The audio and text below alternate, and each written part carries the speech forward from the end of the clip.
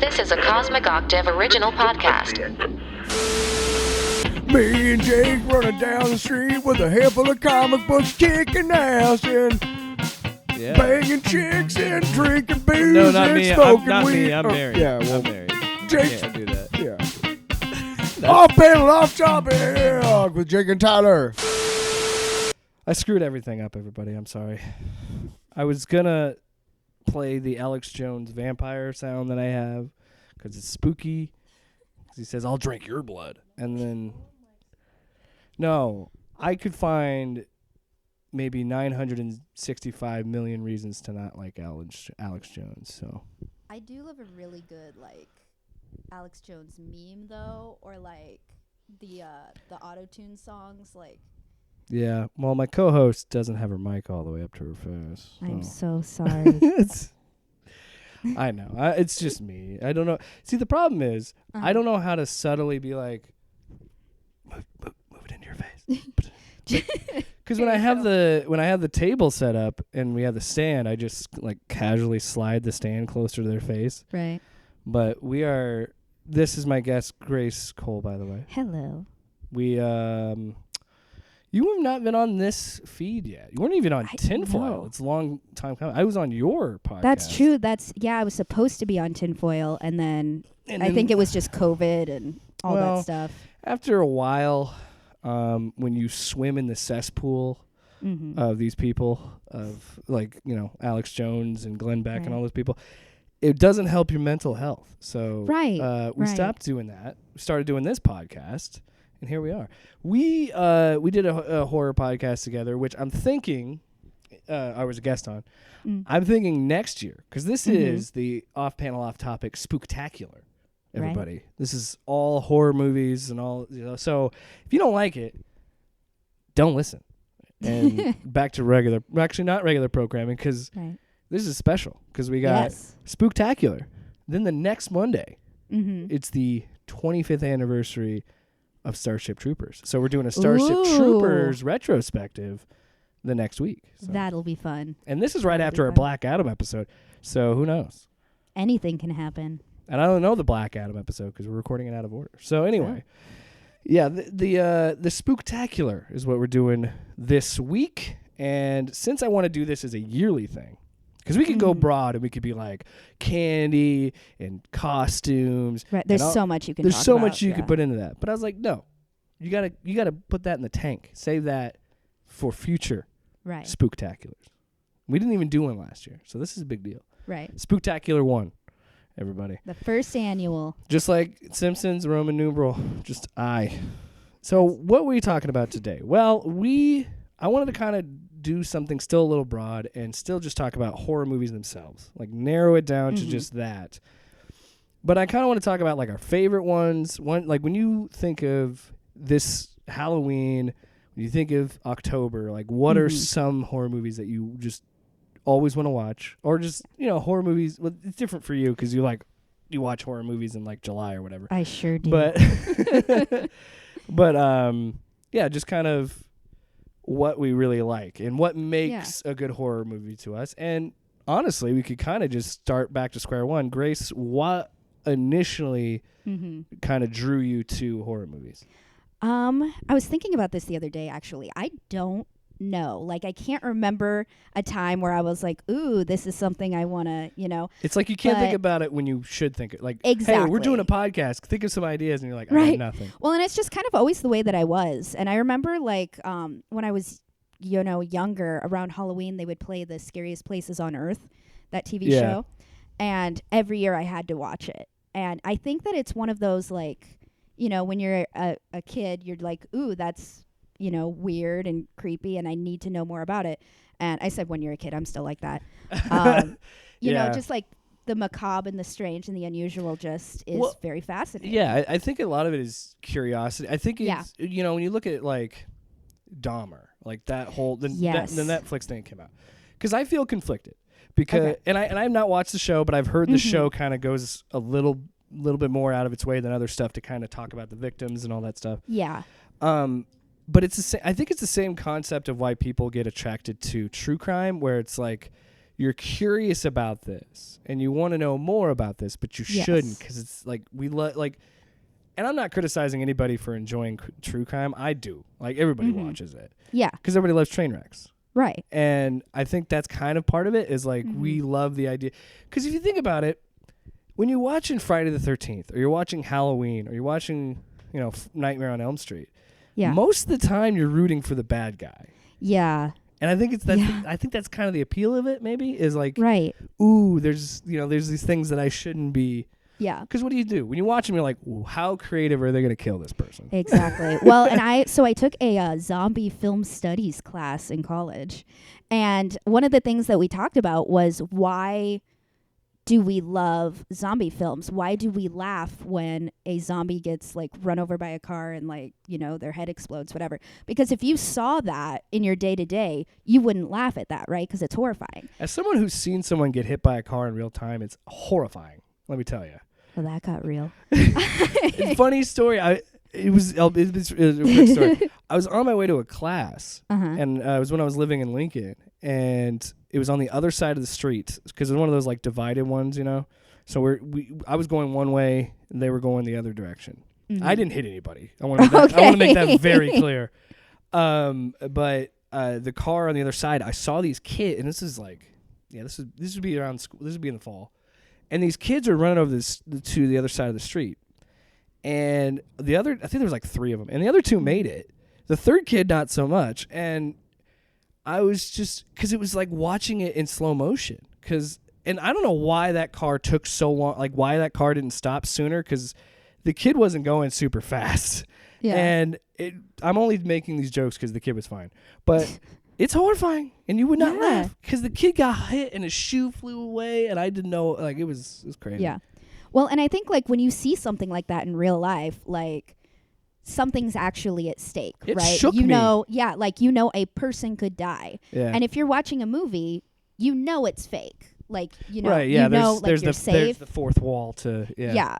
And so that's what we surmised in this class, was that there's a safe element where that it's not real, and so something becomes comical because your brain just can't process it. Which is why I think I saw more of an appeal in slashers, because the kills get so ridiculous. They do. So over the top. They're comedic. Well, like in, what is it, Friday the 13th Part 7, I think, when the girl's in the sleeping bag and he like throws her against the tree. Jason X. Because it was in the simulation in the ship. It happened before that as well, though. It was in a different movie. Yeah, I just know I love Kane Hodder. Right, that kill has happened a couple times. Yeah. But like like that is ridiculous. It's so crazy. But people love it. It's their favorite one. Let me ask you this. Yeah. Because I think you're in the same boat as I am. Were you exposed to them at a younger age than you probably should have been? Friday the 13th. No, I did see the. Well, I'm just saying horror movies in general. My dad let me watch the original It when I was 2 years old, and now I am petrified of clowns. So yes, I did see the second Halloween film when I was 7 or 8, and I remember loving that. And that did not connect with you at all. No, because you don't have a bunch of Michael Myers. No, I definitely do not have a Michael Myers bobblehead in my car. I do not have Michael Myers tattooed upon my body. Yeah. What a shitty franchise, right? You just. It's the worst, I tell you. So you were 8. Yeah, I was. My brother is about 7 years older than me, and he was into horror movies. So that's kind of how I got into it. Yeah. Because I don't know how your setup at home was, but like the basement was our domain. Yeah. Like their parents were upstairs. We were pretty much always hanging out downstairs, and he would buy these DVDs and stuff, and the thing is too, I didn't really watch the older stuff until I got older. So I was watching like current things, so like 2002, 2003, and honestly, they have their place, but most horror movies made in that time frame are not very good. Yeah. But because a lot of them are just so focused on gore and so focused, there was the torture porn era. Right. Well, and I think too. And my wife is in the room and she's not happy. I said that. Look, I like Ghost Ship. You talk about how interject here. You might hear my son. 13 Ghosts 13 is Ghosts. one of my most favorite movies ever. It's the nostalgia. I don't know why, but I love that. My son's got the mic now. That's Also, Ghost Ship. You cannot tell me that opening scene with the piano wire going across. I don't know if it's a piano wire, but the wire going across, slicing everyone. Here's the thing is about not Ghost one Ship, of the though. greatest kills of all time. Link's got something to say. Son, you don't eat the mic, buddy. It's only a couple inches from your mouth. You don't eat it. No. The thing about Ghost Ship, though, is that's the best part of the movie. Yes, that scene's incredible. That kill is the best. That's kill in the it. movie, That's for sure. like the movie could end there. It could be a short film. I don't know, man. The part when they're eating the maggots is pretty wild. Yeah. Yeah. That too. That's how I feel about Poltergeist. But hey, there are elements of that movie I still think work, but it is it's not good, and it's very much of its time. Yeah. Especially the part at the end where you see like that he's like the devil or whatever. Oh, spoilers for like a 20-year-old movie. But when you find out he's the devil, and then it just cuts to black, and it's just like this fucking blaring new metal song, and I'm like, wow, you can tell this movie was made in 2002 or whatever. See, I love movies that are intentionally leaning into stuff like that. Not too much, but like just enough. But it's when that's why I'm sorry. Go ahead. No, it's okay. It's when a movie like they think they're doing something great, and you're like, well, it's just like cheesy, whatever, you know. When they're trying to be good, and you're like, yes, and you're like, it just didn't work for you. Most recent example of that, I recommended it to you. I fucking loved Malignant. It was so good because it's so stupid. So good. It's what you talked about. It leans into like how stupid it is. There's no way that would ever possibly happen. But you're like, that is the most brilliant twist I have ever.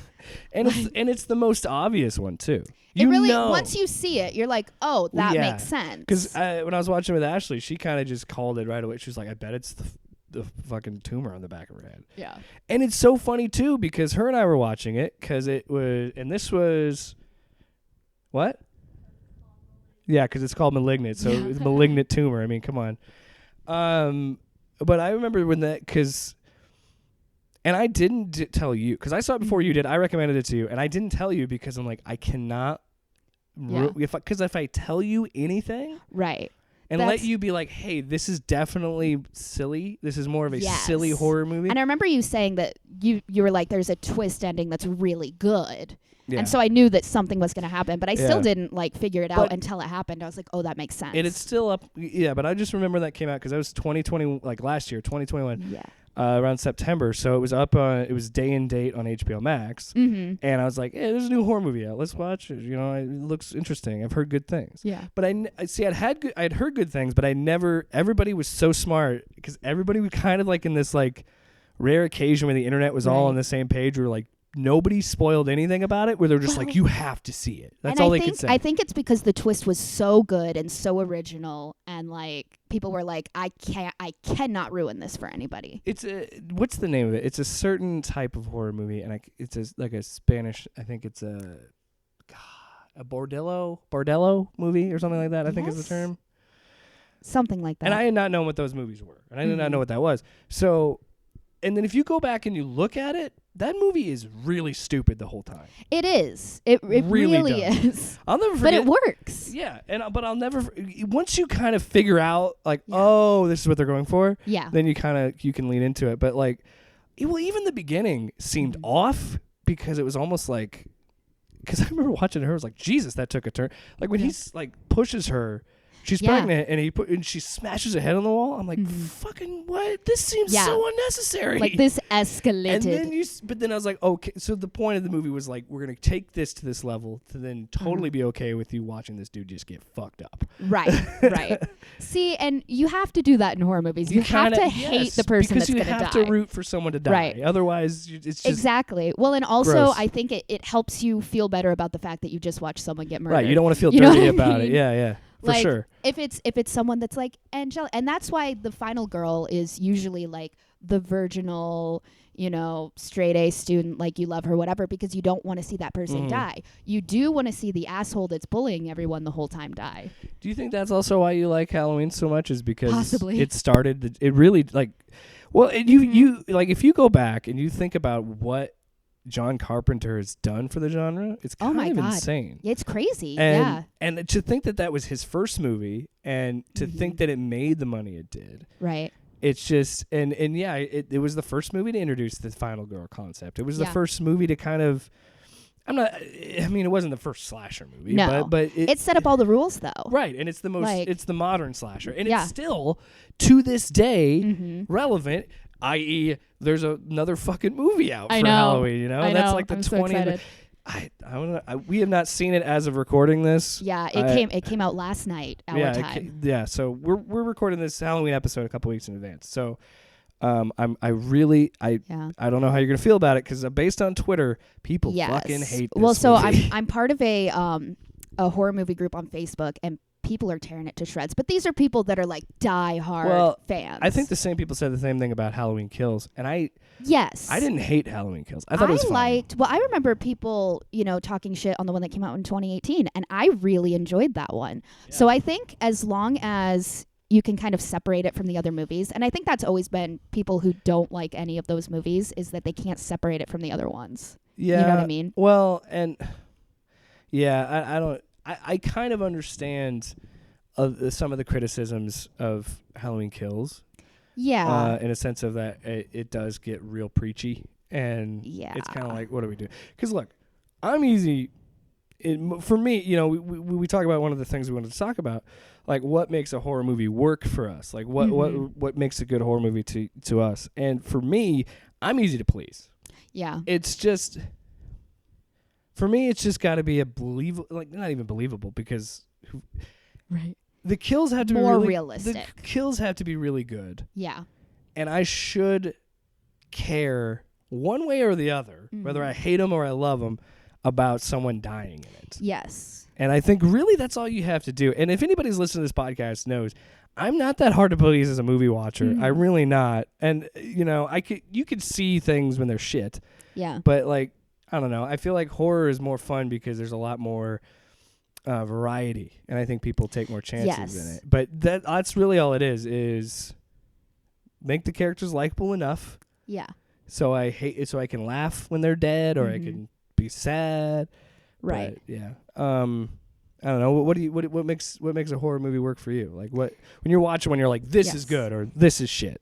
Well, so the thing that I love about Halloween, and specifically the first one, because this kind of changes as the movies go, but in the first movie, he's just a dude. Like, he's an average size guy. He's not particularly strong. Like, he's just a guy. He didn't even have a name. He was just the shape. He was just the shape. Yeah. And you don't know why he's doing what he's doing. It's never explained, like, why he killed his sister in the beginning. It's never explained why he's going on this, like, murderous rampage now. And you don't know why he chose Lori. Like, he just saw her and was like, this is the girl that I am going to stalk until she is dead. And you don't know why. And that is a terrifying concept, that you could just be walking down the street and someone just decides they want to murder you. That, and Ashley and I were talking to this in the car, because she's like, well, what are your movies? Do you have like a list of some horror movies? And I didn't really have, there's two that we will talk about, because it also says about me, because Ashley was talking about how she likes more spooky than like scary, and it's hard to define. But a movie that I think is really creepy and really effective with that idea of it could be anybody, and It Follows. Yes. It Follows fucking nails that paranoia. Yeah. And I told her, and I go, it's so simple. It's such a simple thing. I talk about the first Halloween. It's just a dude that kills people. There's really nothing else to it. And then you look at something like It Follows. Okay, so she hooks up with this dude, and he passes a curse on to her, which I think in and of itself is an interesting commentary. Yeah. That's another thing. We'll get to that too, about why I love horror so much too. But like, and then to have the repercussions of that, of people always following her and stalking her, and it's like, and the fact that they said it could be anybody, and they're not running. They're not running. No. They're walking. Exactly. And that's what makes it even worse. And that's what makes Jason scary. That's what makes Michael Myers scary, is that idea of just that imposing thing. And I think that's another thing that Carpenter just got, was just like, it's scary if he has all the time in the world to get to you. And he doesn't care what you do. He's just coming for you. Like, that's, and they they really nailed that with It Follows too. Yeah. Like there's a sequence when it's this big tall dude and he breaks Oh through my the God, fucking yeah. door, and like there's this whole sequence there that happens, and I'm like, I'm just eating it up. I'm like, oh my God, this is incredible. Mm-hmm. And the fucking soundtrack to that movie is just it's like just eerie enough. eerie like, synth. I mean, if you put Right. synth in something, I'm probably gonna like it. That's just one of my tent poles of what makes something that Jake will be into. Right. You know, you ever sit there and you like watch a movie, you know, and you're just like, well, what's the check boxes here that's make me gonna like it? Right. Oh, this person's in it. Okay, this director. Okay. Mm-hmm. Oh, we got gore. Okay. Right. Jake likes it. Yeah. You know, I'm just sitting there running a tally of all the things that I like. But yeah, It Follows is a really good horror movie of just that impeding doom. Right. Well, and something that I thought about when I was watching it, I was like, okay, if you know that this thing is like really slow and it's going to follow you, get on a plane and fly somewhere, right? But it's still going to get you. But it'll just get somebody else. It's just going to take forever. Yeah. It's still going to get you. And I think that's, you know, it's like death comes for all of us, you know, kind of a parallel. Yeah. Well, and what I like about it too, in a lot of horror, it is dealing with a lot of different themes, and I think, you know, that idea is okay. So she has sex with this guy, and then now she has this thing following her. Right. So it's like reputation. It's Yeah.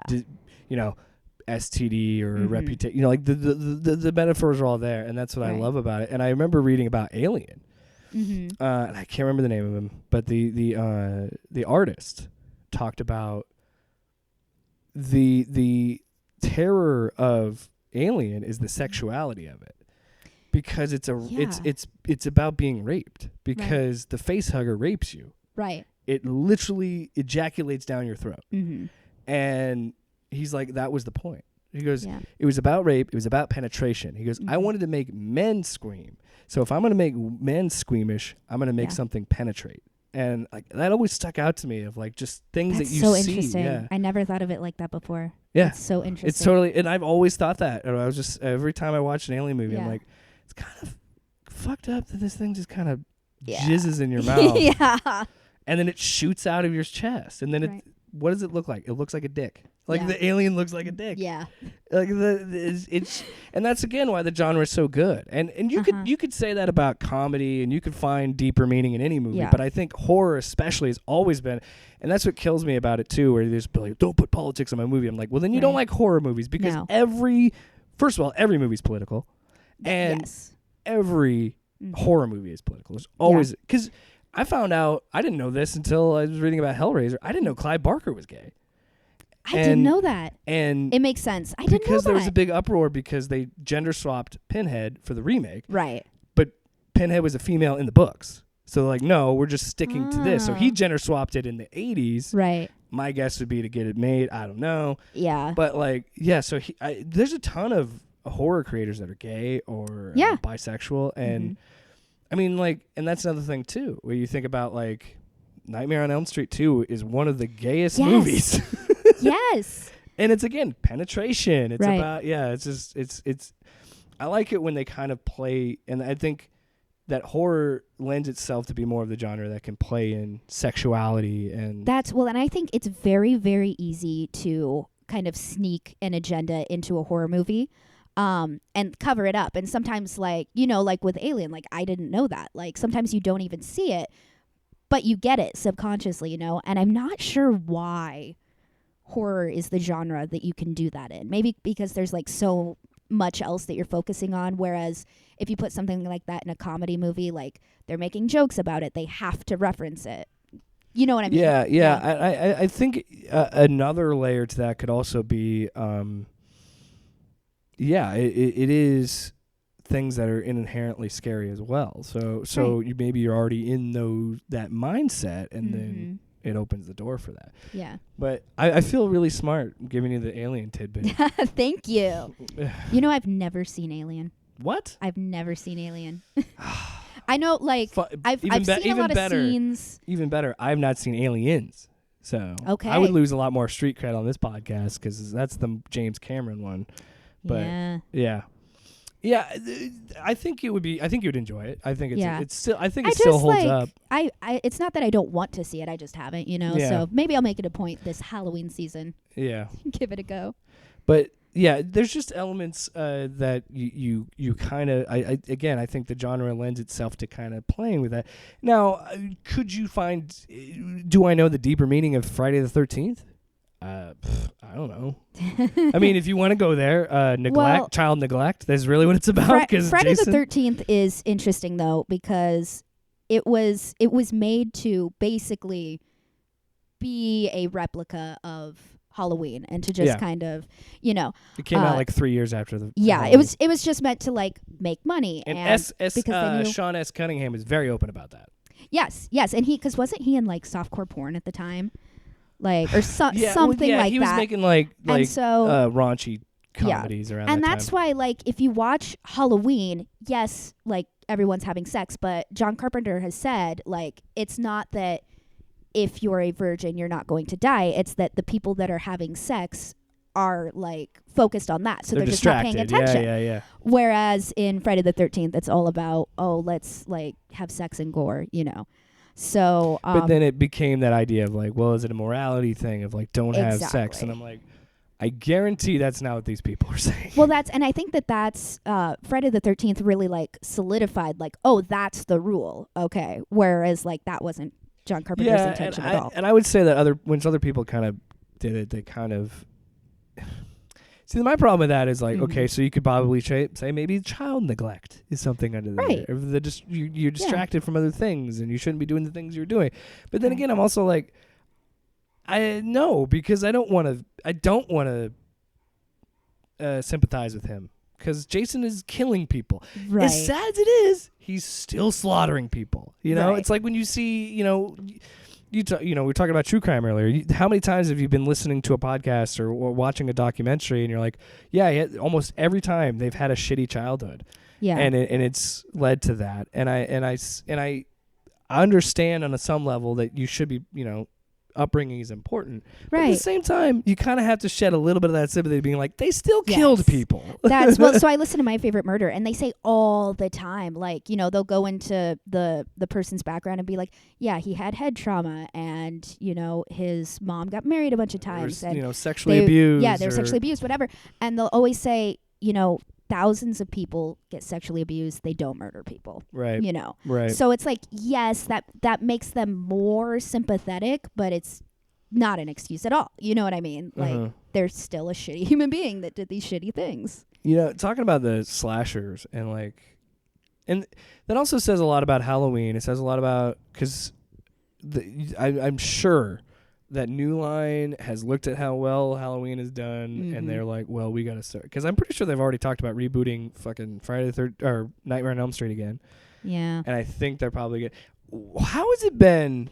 Because that Friday the 13th movie in 2009 made a lot of money. Yeah. I'm still wondering how they have not made another one at this point. I think it made a lot of money because people were excited to go see it. But didn't it get terrible reviews? Oh, yeah. And so I think that kind of like squashed anything moving forward.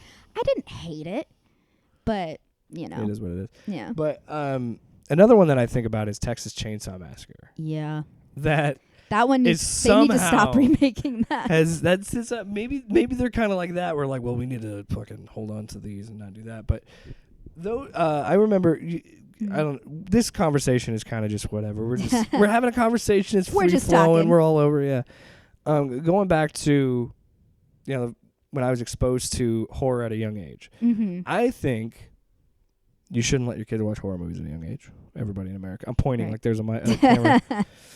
However, I think that most things where you really hook on something is when you're younger. Because like for me, I still occasionally watch pro wrestling and follow pro wrestling, and that was something I watched as a kid. Yeah. And I feel like that's the same with horror movies, where I can't remember if it was the 2003 Texas Chainsaw reboot, or if it was the prequel to the 2003 reboot, that I remember vividly watching that. And it was the 2003 remake, and I remember because Arlie Ermy was in it. Or Emery, or whatever his name is, R.I.P. He's in it as like the patriarch kind of character of that family, and he was so good at being such a shithead And then I remember just the shitty situation because he's the sheriff and he's like police brutality. Yeah. And then there you go. Didn't catch it as a kid because this movie came out it was 2003, so I was 10 years old and I was watching this movie. So not probably the age I should have been watching it. Right. But I didn't pick up on that. But that was definitely like an ACAB thing of being like, look at this corrupt sheriff brutalizing where he like broke a bottle over a dude's head and shit. But I'll never forget watching that movie when they're going down the stairs. And the dude has got his hand on the stairs, and you can see his fingernails rip off. Uh-huh. And that, as a kid, always stuck out of my brain. Because that sucks. Because I've lost a couple fingernails before, and it's not pretty, and it's gross. And then when he puts them on the hook, I always remember those two things because I was like, that scared the shit out of me. Because I was just like, oh my God. And then I couldn't even remember most of the kills from that movie, but I just remember that dude being stuck on the hook. I remember the dude getting his fingernails ripped on the wall. For me, and it's that stupid camera. For me, it's the moment where I think it's right after he puts him on the hook, and I can't remember if he cut off his leg or his arm, but he takes a handful of salt and he puts it on the wound. Oh God, it gets me every single time. But so I'm sitting there talking to you like this, and it was not a great experience for me. But for some reason, I wanted to watch more. And I still to this day can't explain that to you, why like that definitely terrified me and traumatized me. I think it goes back to that fascination. Like you just like... How far can I push it? How far can I go? Yes. Well, and it's like a horrible... And it's part of the reason why I love, cults and serial killers and learning about that kind of stuff. It's...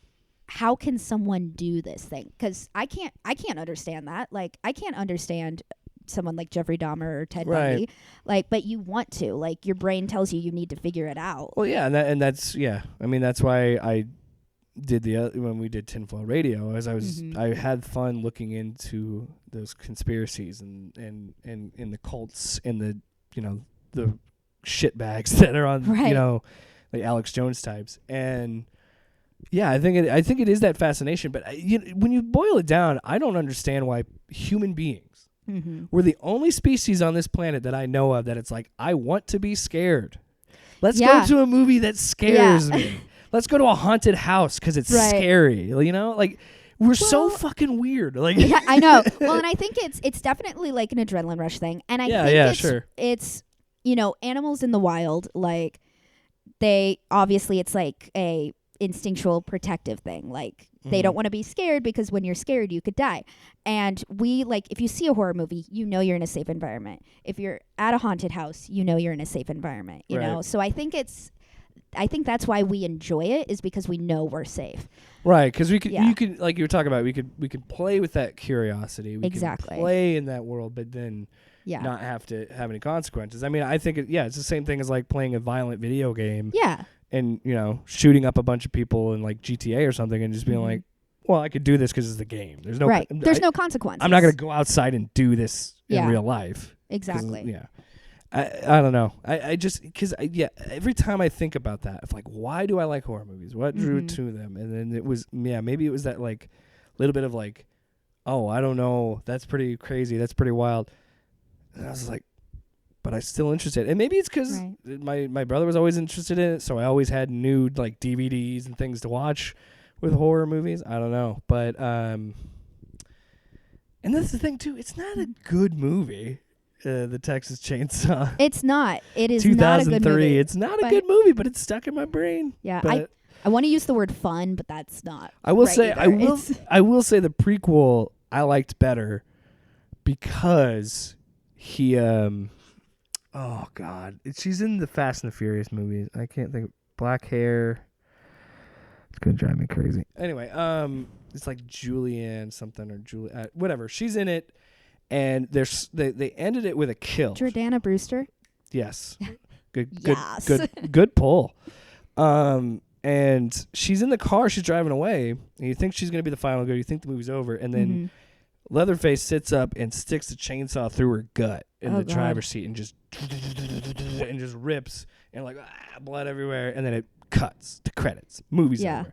I was like, fuck yes. Like because that was like another moment of like, oh my God. Like, I don't know. Something about Yeah. gore really excites Well, me. and also I think About a movie. I have not seen that one, so thanks for spoiling the end. No, it's cool. Sorry, I It's spoiled cool. the movie that came out in 2006. I never had a desire to watch that one. I think like with something like that, it's almost more fascinating and interesting and exciting because you're expecting that she's going to get away because that's what happens. And that's why they did it that way, because they're like, Yeah. well, it's a prequel, so fuck it. Let's just kill this Yeah. person. Why does it matter? So, and I love being surprised in horror. Like, again, it's the same reason I loved Malignant, because, like, you don't really see it coming until you're like, oh, okay, like, that's obviously what it was. But, man, like, that third act when she just fucking murders that police defender. Oh, my God. And nobody shot her? That's what kills me the most about it, is nobody capped her in the head. Come on now. well, because then the movie would have been over, Jake. Yeah, I know. Then we would have had that ridiculous ending where she's inside her own mind. Yeah. God, that movie's amazing. Yeah. Well, and so let me ask you this: what do you like in horror? Because for me, I feel like I'm kind of in a similar boat as Ashley, where I like a lot of gore, but I want the gore to be used almost comedically, almost like over the top, ridiculous. Because like we were talking about, if you don't have a little bit of tongue in cheek in there, it just seems gratuitous. Well, and it's kind like of the Human Centipede movies. Yeah. Oof.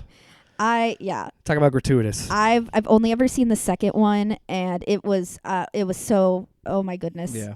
It done very well. Yeah. But done very well. But so yeah, I like a little bit more gore. I like a little bit more humor in it.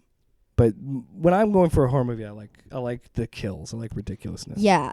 I'm also very easy to please in horror. I'm kind of the same way with gore. Like, it's the reason why I don't really like Eli Roth movies, is because he's doing gore for the sake of doing gore. You know what I mean? And I think like there is an audience for that. Absolutely. Oh, yeah. I'm just not that audience. That's another movie, Hostel. I saw that at a young age.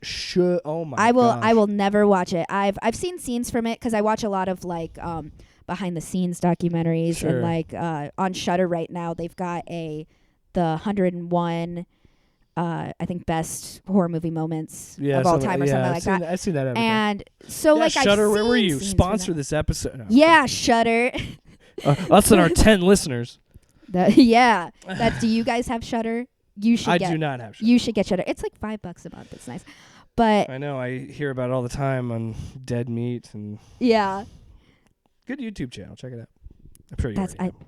I do. Not you. know. I was saying the people. audience. Yeah. Yes. All 10 listeners. But well, because like I really enjoy the Saw films.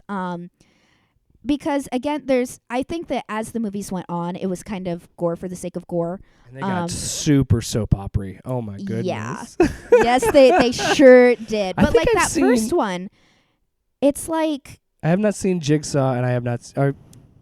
I've seen every Saw movie. I saw the one that came out. Spiral? No, not the one that came out before that. Jigsaw. It was just called. Was it Jigsaw? It was called Jigsaw. So I saw that one. I did enjoy that one.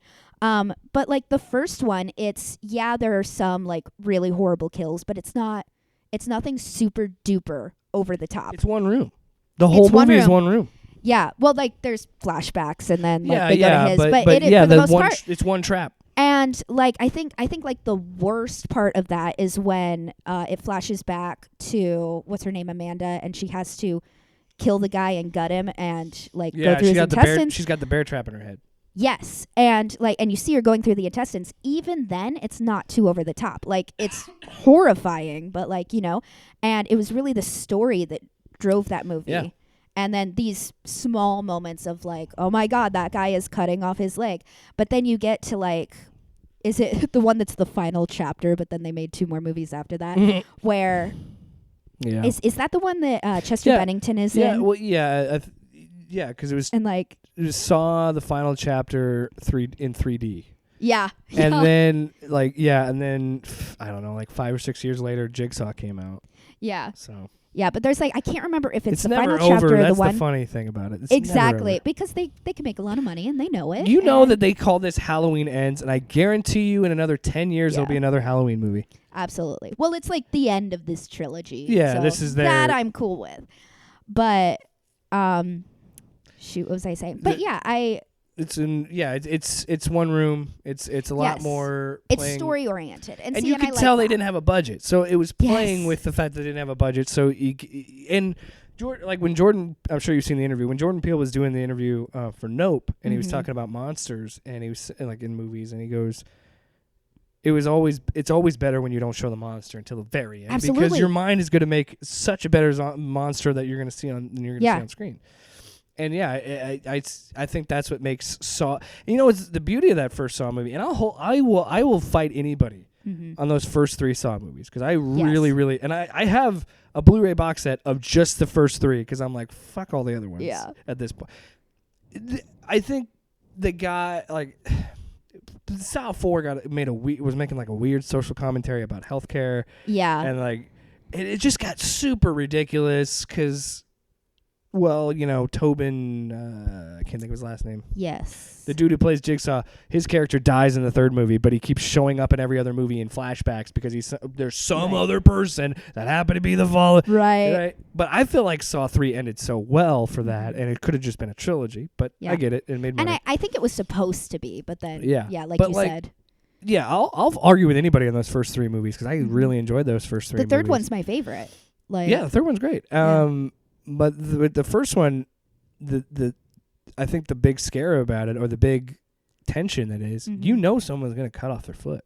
Yeah. You just don't know when. Exactly. And that's the beauty. You don't know when, you don't know how. And then the reveal that he kicked off the key in the bathtub, I was like, fuck it. That was terrifying. That's a terrifying concept, that like the entire time he's been screwed. Like, but he didn't know he was in the water. It's just so brilliant. Well, and then you go to the second one, and the second one, when the woman that's like his disciple, when she gets thrown in that fucking pit of syringes. Oh my God!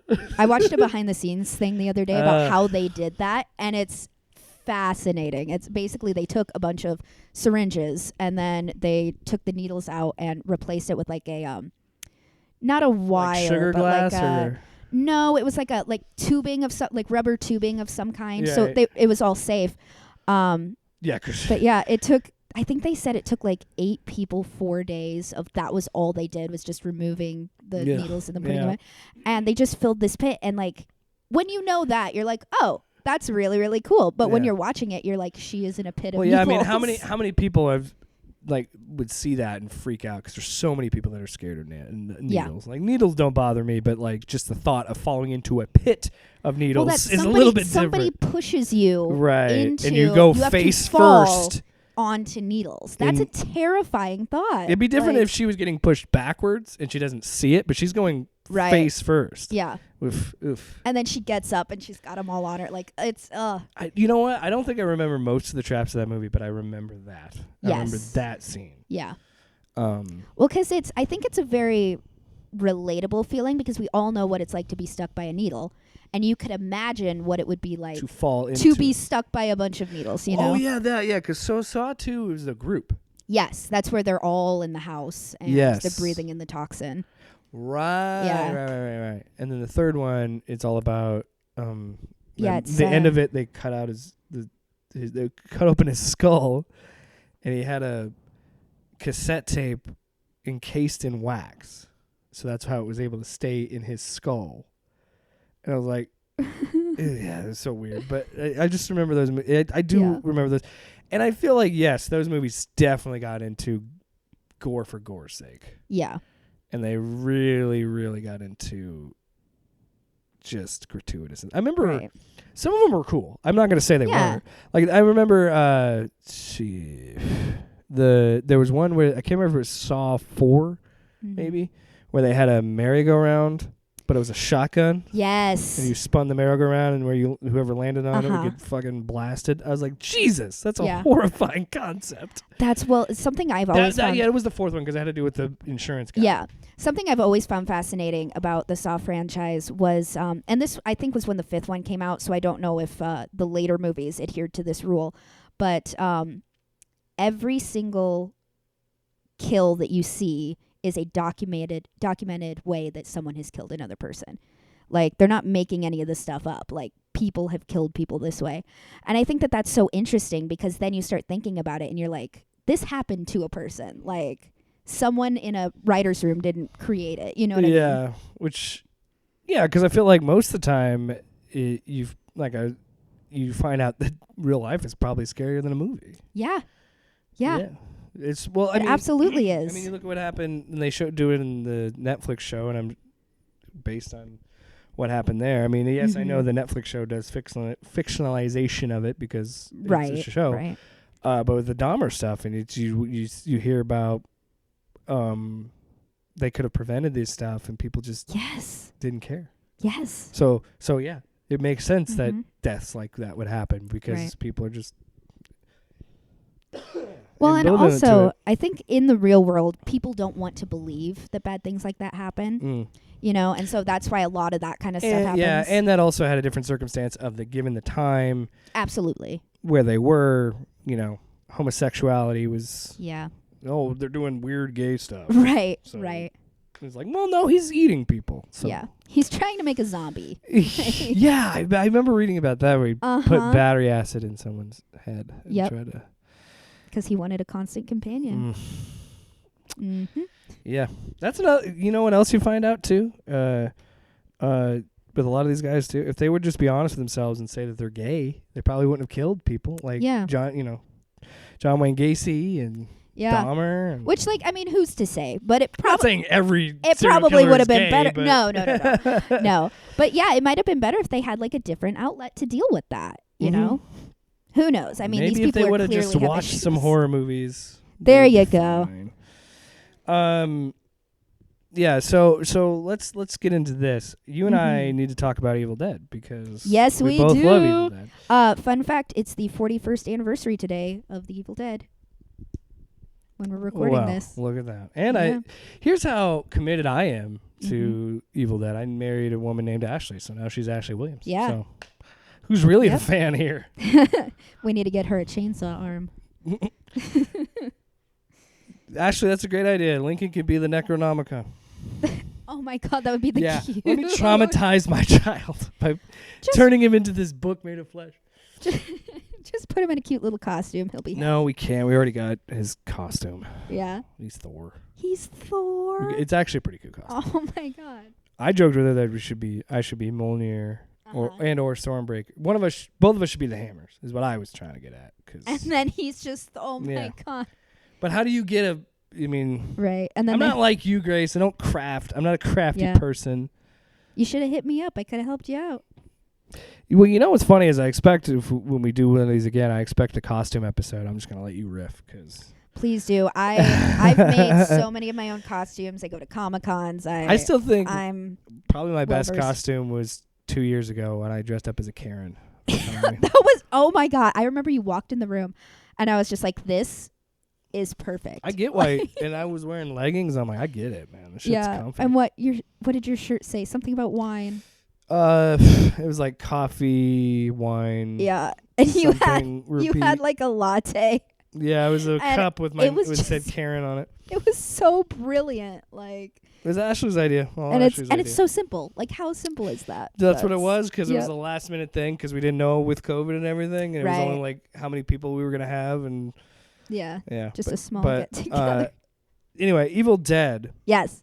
Evil Dead is another example of something that got to me young. Mm-hmm.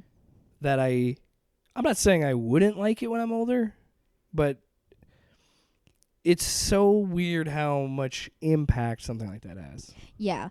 For me, like Evil Dead and I was talking to Ashley in the car. If I were to say like my top 2 favorite horror movies, it would probably be Evil Dead 2 and Shaun of the Dead.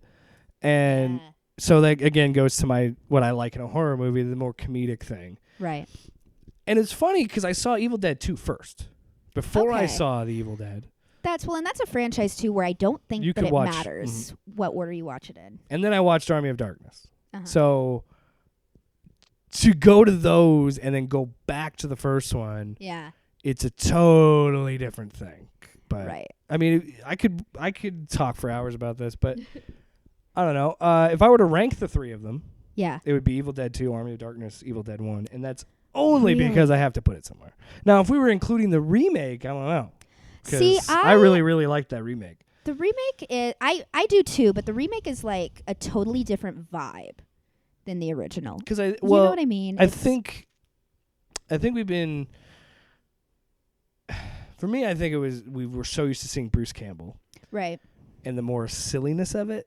Yeah. Because this is definitely harking like that remake was very much like supposed to be like the first movie. Yeah. Yeah. So which one did you see the first movie first? Did you actually watch them? I watched them in order. Yeah. So I knew of the Evil Dead. Well, actually, I saw the remake first. Yeah. Well, because like I knew of the Evil Dead and I knew Bruce Campbell and I like knew the story. And I actually didn't watch the original 3 until like 3 years ago, and instantly fell in love with the first one because of how like kitschy and plucky it is, because like these people were they were trying to make a movie. They were trying to make obviously like they weren't trying to make a great movie because they didn't have the budget for it, but like they were trying to make a good fun film. Sam Raimi didn't even like horror movies. Yeah. And he really he's still alive. He really loves like, Three Stooges and stuff like that when he was growing up, and you can definitely see that inspiration in the second movie. But yeah, that first movie, they were just trying to get a movie made, and they were just trying to get a movie done to have a resume, and that's when somebody suggested, hey, why don't you make a horror movie? Because it's true. Horror movies always make money. You can make them on a very small budget and make a lot of money. I mean, fucking Blair Witch, Paranormal Activity, shoestring budget, student films, and they made like the biggest franchises ever. You know? Some of the biggest ones. But I remember that, and then the more I read about it, and the more of like the fact that they made it for $379,000. Yes. The fact that they shot real ammo at sometimes when they were shooting the gun, I was like, that's really fucking unsafe. Yeah.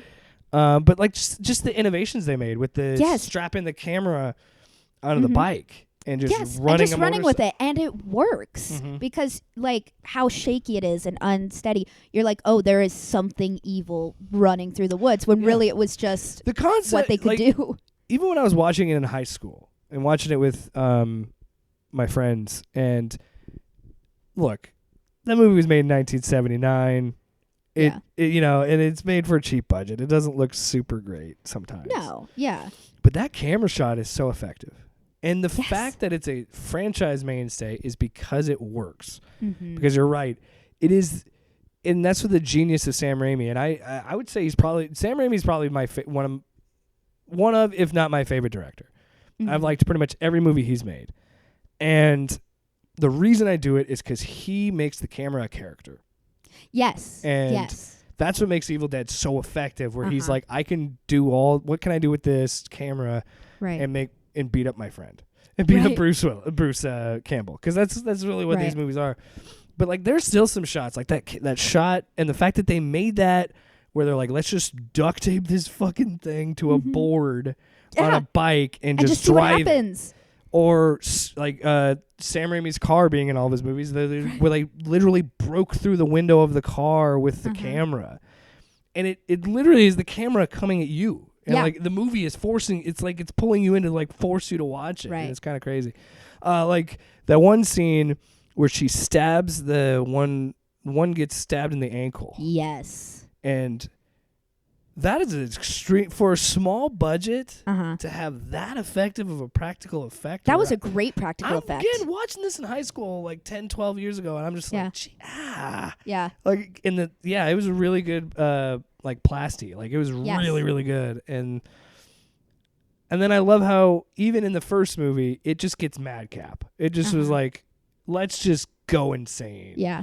Where he kills her and there's like milk and green goo and shit coming out because they were trying to get the sensors. Claymation stuff and they're like oh my god, so good, brilliant. And then that shitty necklace that they bring up in the second movie. I'm glad that Sam Raimi admitted that was wrong to have the tree rape scene, and he regretted it. Yeah, but then they did it in the remake, and it's like worse. Oh my god, it's so much worse than the remake. So much worse. I mean, does it surprise you that they put that in the movie? The same people that made Don't Breathe. No. They made the blind dude a rapist. That movie is great.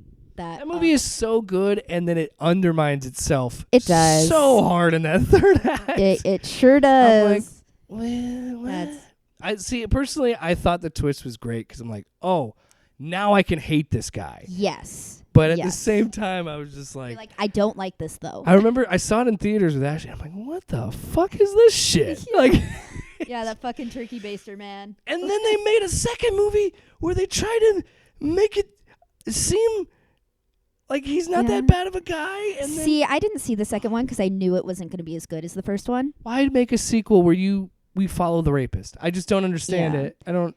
Because we need to understand him, Jake. I guess it sucks your daughter died. Yeah, but But that back to doesn't what mean you- that you can do that. Back to what you were You can't saying about that imprison podcast. a young girl. A lot of people die. Yeah. A lot of people lose loved ones. Yeah. Doesn't mean you become a rapist. They don't imprison women in their basements and impregnate them. Put your jizz in a turkey base. That's oh my god. Didn't he kill that woman? Like He didn't. I she think killed herself. I think. Or no. I think they accidentally shot yes, her. they shot her. Yeah, and then he's upset. He's like, Well, then I was like, okay, it's bad enough you make this woman, Right. make this character be strapped and all, and then you just fucking shoot her. Like, come Right. on.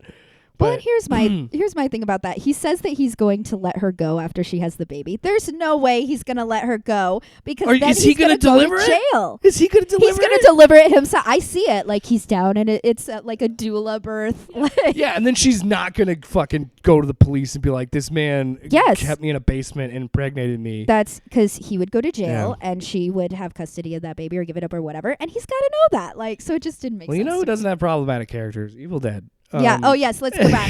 Let's get back. So, yeah, that first movie, it was very, Yes. very impactful in the sense of like, okay, I see what they were trying to do. Well, and And- it was like a fresh Yeah. breath of air to the genre, you know, because you hadn't necessarily Yeah. seen that kind of stuff before. And as Raimi also said he wanted to make something gruesome. He wanted to make And he sure did. something that's like, But, and here I'm going to tie it to another movie to just shit on it. At least Raimi knew that, yes, I can make a great gruesome movie, but it still can be a palatable movie. I'm looking Yeah. at you, Tony Six, whoever the hell your name is, who made the Human Centipede movies, which I hate myself that I watched 2 of them. I didn't even bother with the third one because I heard the third one has a lot of like prison rape, and I'm Yeah. like, I don't need. I'm sorry, man, but I'm one of those people who's like, yeah. when you put rape in a movie, it's like I don't want to see that. I do not want to be a part of that. No. It's just and then you're telling me there's going to be like gratuitous amounts of that. I'm like, why? Yeah. And Like, what is the point? But Yeah. another, how I'm relating back to that is he said he wanted to make a movie or a couple of movies in this case that disgusted people. I'm like, fine, Yeah. but what's the point? Like, what are you Exactly. getting out of? What are you getting out of that? Have you ever seen a Serbian film? No. Do not, because that's it's the gruesome? point. It's very disturbing. It's I will tell you, I watched it when I was at the Brownville Theater, and we were all living together. It was a bunch of actors, and we had a day where we were watching disturbing movies, and so we watched Human Centipede 2, and I think maybe we watched A Clockwork Orange, and then we watched a Serbian film. God, Clockwork Orange. Clockwork Orange is its own. Oh my god! But Another movie that gets totally like I don't want to watch this because there's one scene and I'm like, well, I don't want to watch this anymore. I know it is good though. Yeah. It is a good movie. Yeah, It's just and so and hard yeah, to watch. Yeah. But so a Serbian film basically was made to shock as many people as possible, and it's been banned in a bunch of countries. And we were watching it, and What was the name of it? a Serbian film. Oh, it's just called. It's called a Serbian I film. kept thinking you keep like. It's what's have wrong you with- have you ever seen a Serbian That's film? what I was like. Are you saying all Serbian? No. people? Like- It's called a Serbian film, yeah. and I think it came out in like 2011-ish, somewhere around there. Yeah. And it's so disturbing, and 3 of us physically got ill. Like we had to leave because we physically got ill, and there's rape in it, and there's incest in it, and there just a whole bunch Yeah. of horrible stuff. And you're like, how did someone come up with this? Like, you have to be a depraved individual, you know? And so that kind of stuff, not here for it. Not here for it at all.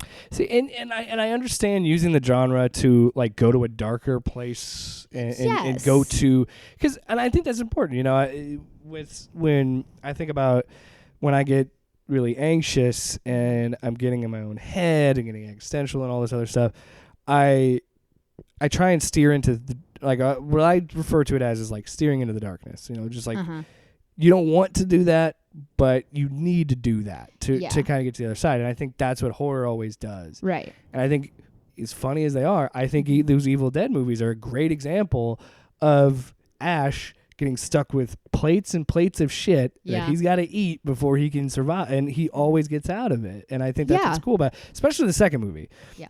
And I love the fact that the second movie's like, well, I guess the first movie kind of existed, maybe, I don't know, but we're going to go back to the same exact cabin anyway. Right. Because we don't know what and it's just one of those movies where, like, I don't care. Yeah. I watch Evil Dead 2 and I'm like, I don't care. Yeah. I don't care. Well, because at that point, the movie knew what it was. Yes. It knew what it was. And that's why it's so fun. That's why the second movie is my favorite, because that is when they knew what they wanted to do.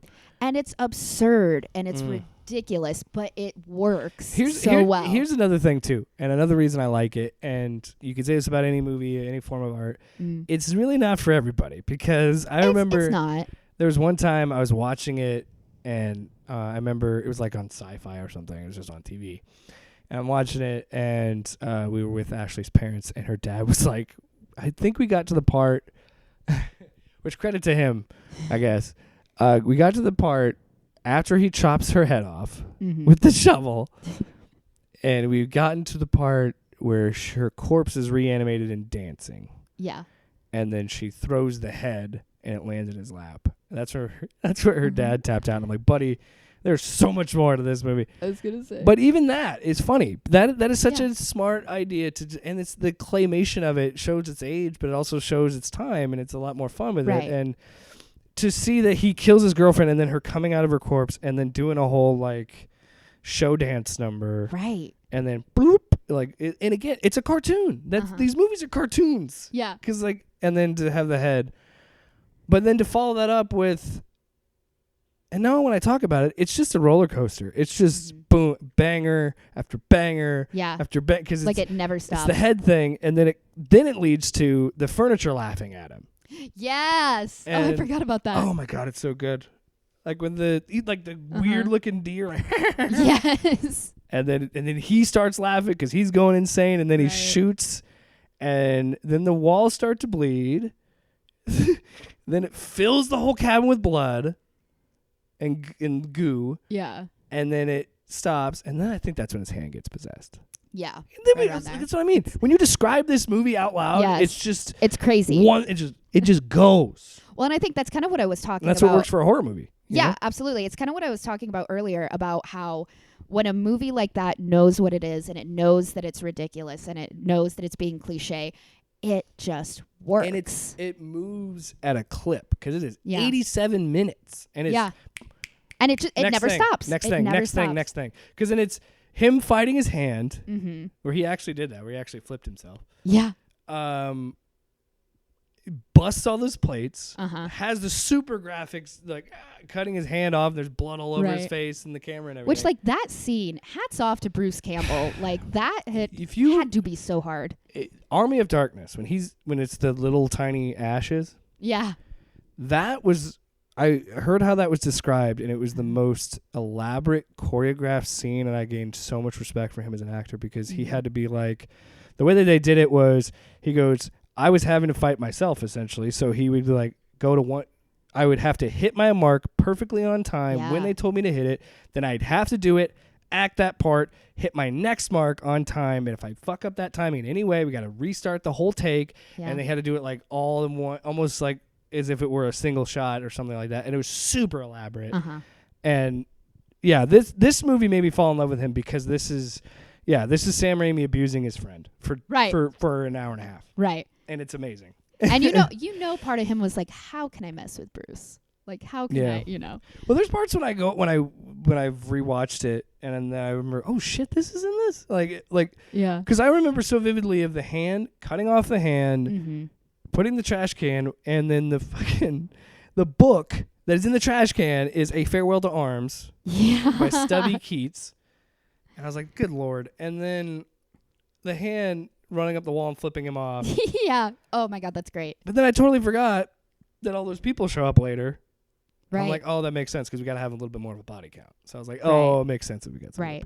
But yeah, that movie, and then we got the fucking Bertha thing at the end, where it's the big fat lady that was in the basement the whole time, and then her head, like, it's so good. That movie's incredible. I love he opens the front door and just the blood rushes at him, like, that's the second one, right? The dude gets thrown in the cellar, right? Is that what you're thinking of? And then they shoot the geysers of blood out of the cellar. That might be it, yeah. That's another thing, too, what I love about these movies, where there's an amount of blood that would never be in a human body. Right. Like, there's not that much blood. Yeah. Right. I mean, yeah, we have 8, was it pints or whatever? Or 8 quarts? Right.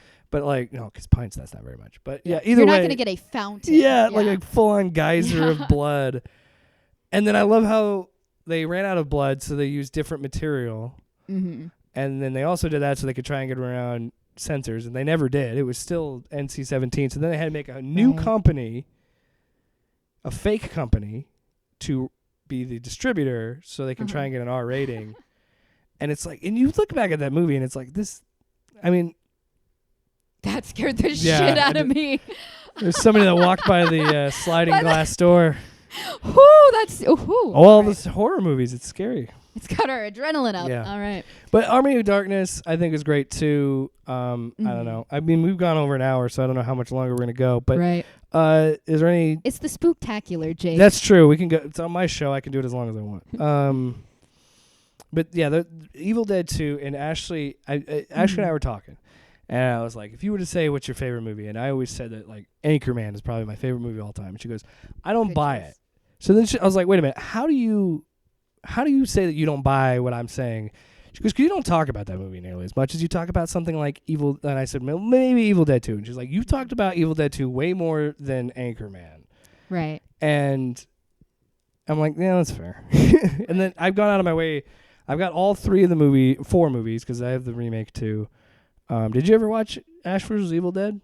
I've seen, I think, the first, because I have the first season or two. But yeah, I haven't seen the whole thing. But yeah. And that doubles down on what made it work, what made things work. And it's funny because they had to make it without referencing Army of Darkness. Yeah. Because Universal has the rights to that. Right. So they had to pretty much say that movie didn't exist, which is fine. I mean, you could do that because the movie is so different than all the other ones, where it's like, this was clearly the movie that Sam wanted to always make, was Army of Darkness, which is still great, and it's still, but it's its own thing. It still holds on a little bit of those horror elements, but it's more of like Jason and the Argonauts, like classic adventure. Well, and I was talking to Jimmy about this the other day because he loves Army of Darkness, like absolutely loves it. It's amazing. And I said, as the third movie in the franchise, I'm not a fan of it. And it's the same thing that people have a problem with the third Halloween film because it's a standalone film. Which is what it was supposed to be. Which is what it was always meant to be. Yeah. Now, if John Carpenter had just made Season of the Witch, I think it would have been a huge hit. And if Sam Raimi had made just Army of Darkness, I think I probably would have enjoyed it more.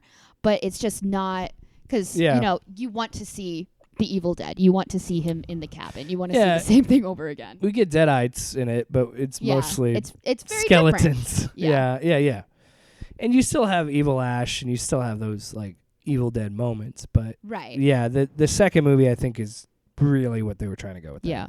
I'm interested to see what they do with Evil Dead Rises. I don't know if you know about that. I don't. That's a new one. When is that coming out? It was supposed to come out. Maybe I did hear about it. It's supposed to come out this year, and then it was supposed to just be on HBO Max, but now it got delayed because they're going to put it in theaters. So that's exciting. Bruce Campbell coming back? No, I think I don't think Jane Lynch, is it Jane Lynch? Yeah, she was Levi? Jane Levi. Jane Lynch is a comedic actor, yeah. So is Jane Levy? It's Jane Levy because she had she was the one in the remake. She was Mia. I don't think she's in it either. I think it's going to just kind of be a brand new, like a requel, a reboot sequel. Okay, I'll give it a try. But what they're doing to make it different is it's going to be in a high rise. That's why it's called Evil Dead Rises. Is it's going to be like the way that I heard the pitch was like The Raid, but Deadites. So she's got to like get out of this building filled with them, which is like, okay, I'll watch it. that's how you do something new. Yes, because That's how you do something interesting. Because yeah, you can only do a it's cabin. very, in the very similar. Yeah. Cabin in the Woods. Although, how many Cabin in the Woods Also, movies are there? you talked about how influential the series was on horror. I mean, they made a whole movie called The Cabin in the Woods. Yes. Making fun of horror tropes. Yes. Oh, which that is a movie something fantastic special. movie. Oh, hello. I already liked that movie, and then the third act where everything gets out made it even better. And I was Yeah. like, how do you top this movie? My favorite part of that movie is the guy that has not stopped talking about how he wants to see a mermaid gets killed by a mermaid. It's brilliant. The fact that they're taking prop bets on that shit. Yeah. So And like they're all celebrating and the girl's dying in the background. the plot twist was the weed was too good and he was too perceptive. Yeah. Well, you talked a lot about movies that I really enjoyed, but is there any? Also, Yes. like we were talking about, you know this because you're a Halloween fanatic. Yes. Accurate. Well, I mean, it is. I mean, fan fanatic also. Yeah. Yeah. John Carpenter always wanted to be an anthology. And Yeah. they forced him to make Halloween 2. He did not want Halloween 2 to be a Michael Myers movie, but they said it had to be. And so which is why he made that stupid plot twist that it's his sister. What I heard, I don't know how true this is, but that he grabbed a 6-pack of beer and he wrote Halloween 2 in one night. And that's why it's so, I don't want to say bad, because I don't think it's bad, but it's not where it should have gone. Because he wanted it to be 3 standalone movies, and that's why Season of the Witch is completely different. Which is baffling, because they're like, okay, well, we'll kill Michael for sure. He's dead. Done. Right. And then we'll do the anthology thing. And then they abandoned that because they're Yeah. like, well, nobody liked it, so now we're going to go back to Michael People Myers. hated it. Like, and it's a great movie. It's so 80s, like It's horror. very 80s movie. It's yeah. We were watching it last night, and it's like so. And the absurd. ending, and we talked about the chainsaw prequel.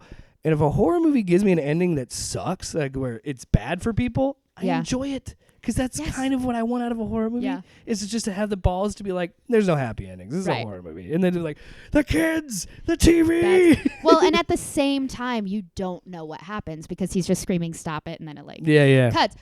But you're pretty sure. But the guy that played What's-His-Face has come out and been like, I like to think that he stopped it and he saved all the kids, whatever. Yeah. And I'm like, okay, you think that. Well, I'm amazed that we've gone over an hour and I've not brought up The Thing, because The Thing is my favorite Carpenter movie. I've only seen parts of The Thing. Oh I'm shocked. I'm shocked I haven't. That's because I love Kurt Russell. I've seen a lot of it though, and I know all about it. Ashley will tell you I am like the head of the Kurt Russell fan club here, because he's beautiful in that movie. Beautiful man. You think, how can Kurt Russell be sexier? And he grew a beard. Yeah. And there you go. And he's got the hair and it's like feathered. He's a beautiful man. He's a beautiful man. But I've seen a lot of Kurt Russell movies, and I love the fact that he partnered up with Carpenter for Escape from New York and L.A. and The Thing. The Thing, to this day, is still an amazing achievement in cinema, because those practical effects are so good. When the head like grows the spider legs, like it's brilliant. Because it's just like Evil Dead 2, where I think that a scene is done and we're gonna get a breather here, and then a fucking spider head shows up, and I'm like, what? And then the part where the dude gets his arms ripped off when he tries to defibrillate, that was an amputee.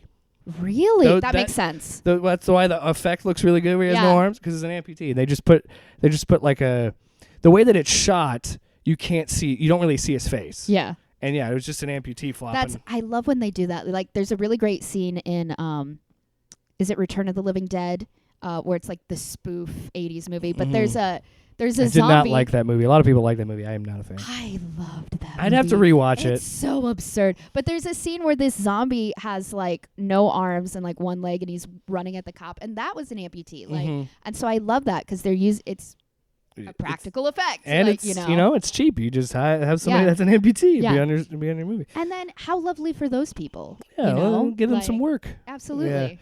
Yeah. But the thing I love about The Thing the most, the thing that I like about The Thing, is like you were talking about with Halloween 3. It's an ambiguous ending. Yes. I'm going to spoil it since somehow you have not seen this movie. That's you- the same guy. He freaks me out every time. It's just this dude walking He's by just the walking around door, the building. freaking me out.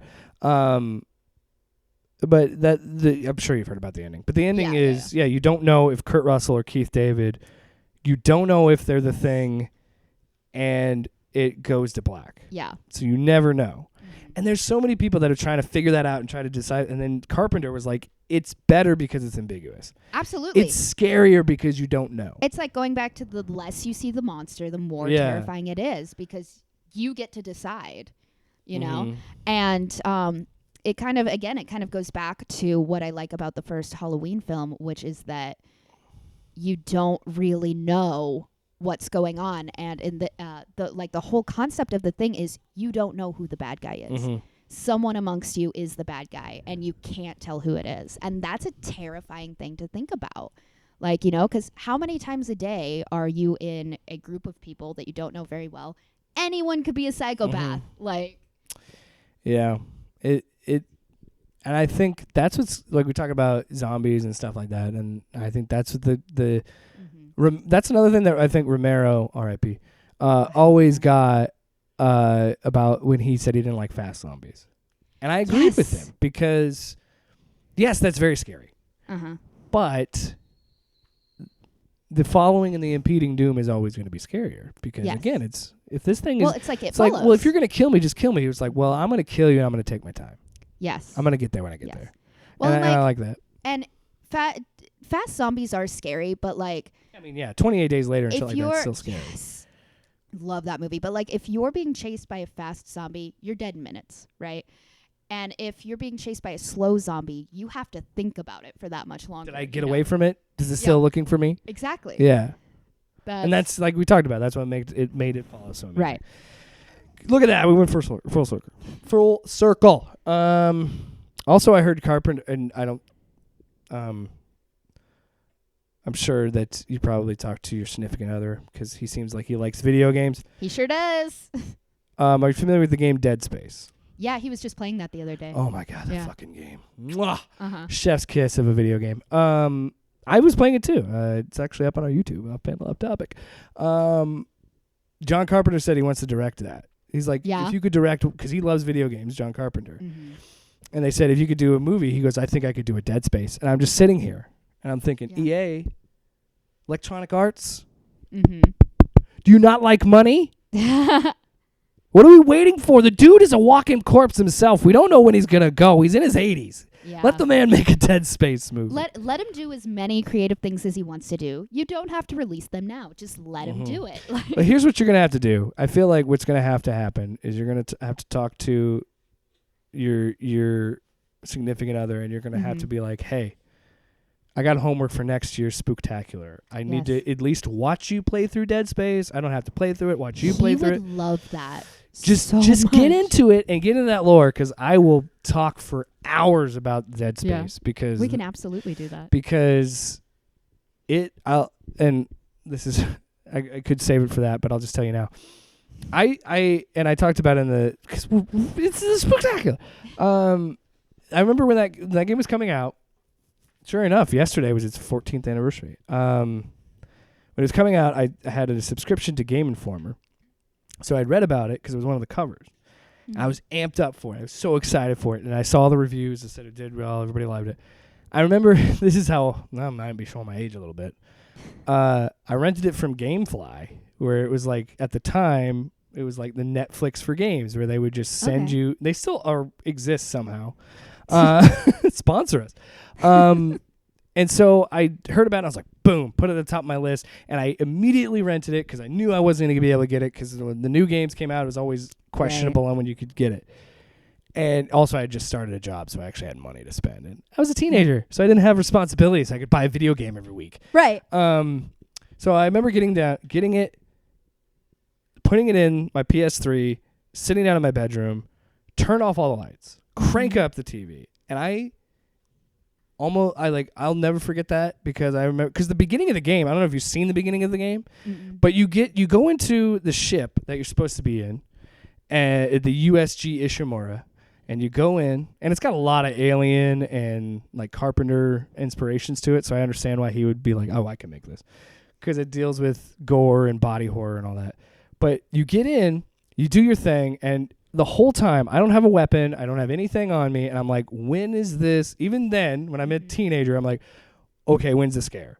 What's going to happen? Yeah. Lights go out for a minute, open up, and these big monsters that kind of look like people, but got spikes on the end of their hands, and like their faces all messed up, and there's like all this like red, fleshy looking thing, murders all your friends.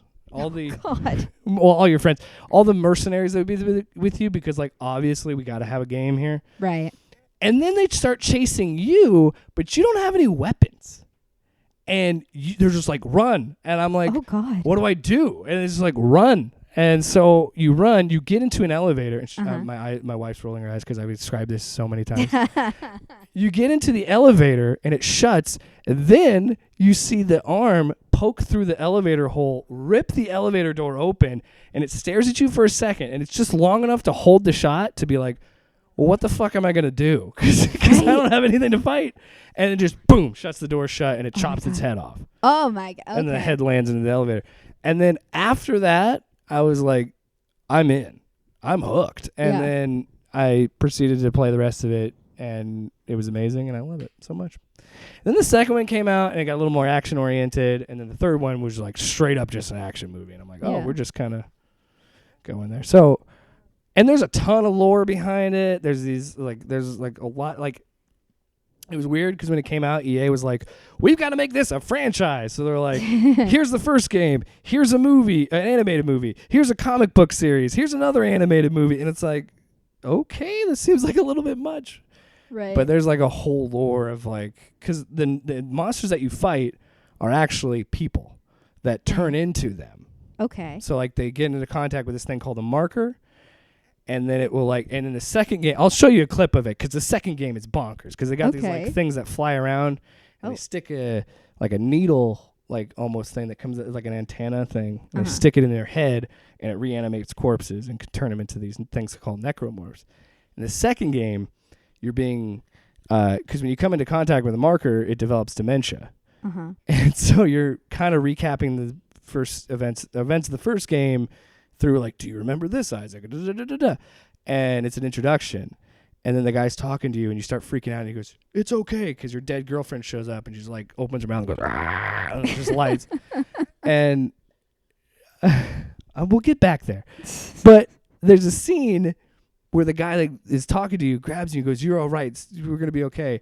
Then those flying things come in and the shot is it comes in from the back, sticks on his forehead, and his head just starts shaking like that, and then his flesh starts to fall off. His jaw like changes shape, and like his skin is fucking nuts, man. Those games, and again, you're in a straitjacket. You have no weapon, and you just you just have to run.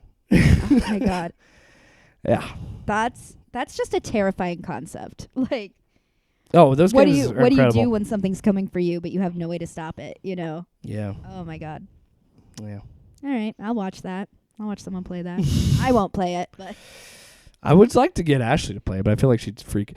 She doesn't play them. She'll play them with me, and then she'll look up guides to, like, get me out of it faster, because she's like, I just don't want you to be here anymore. See, the thing about... Because I've had people ask me to play video games with them before. I was never allowed to play video games, so I understand the concept of how to play a video game, but like I don't know how to play a video game. You know what I mean? And so I don't want to slow anyone down.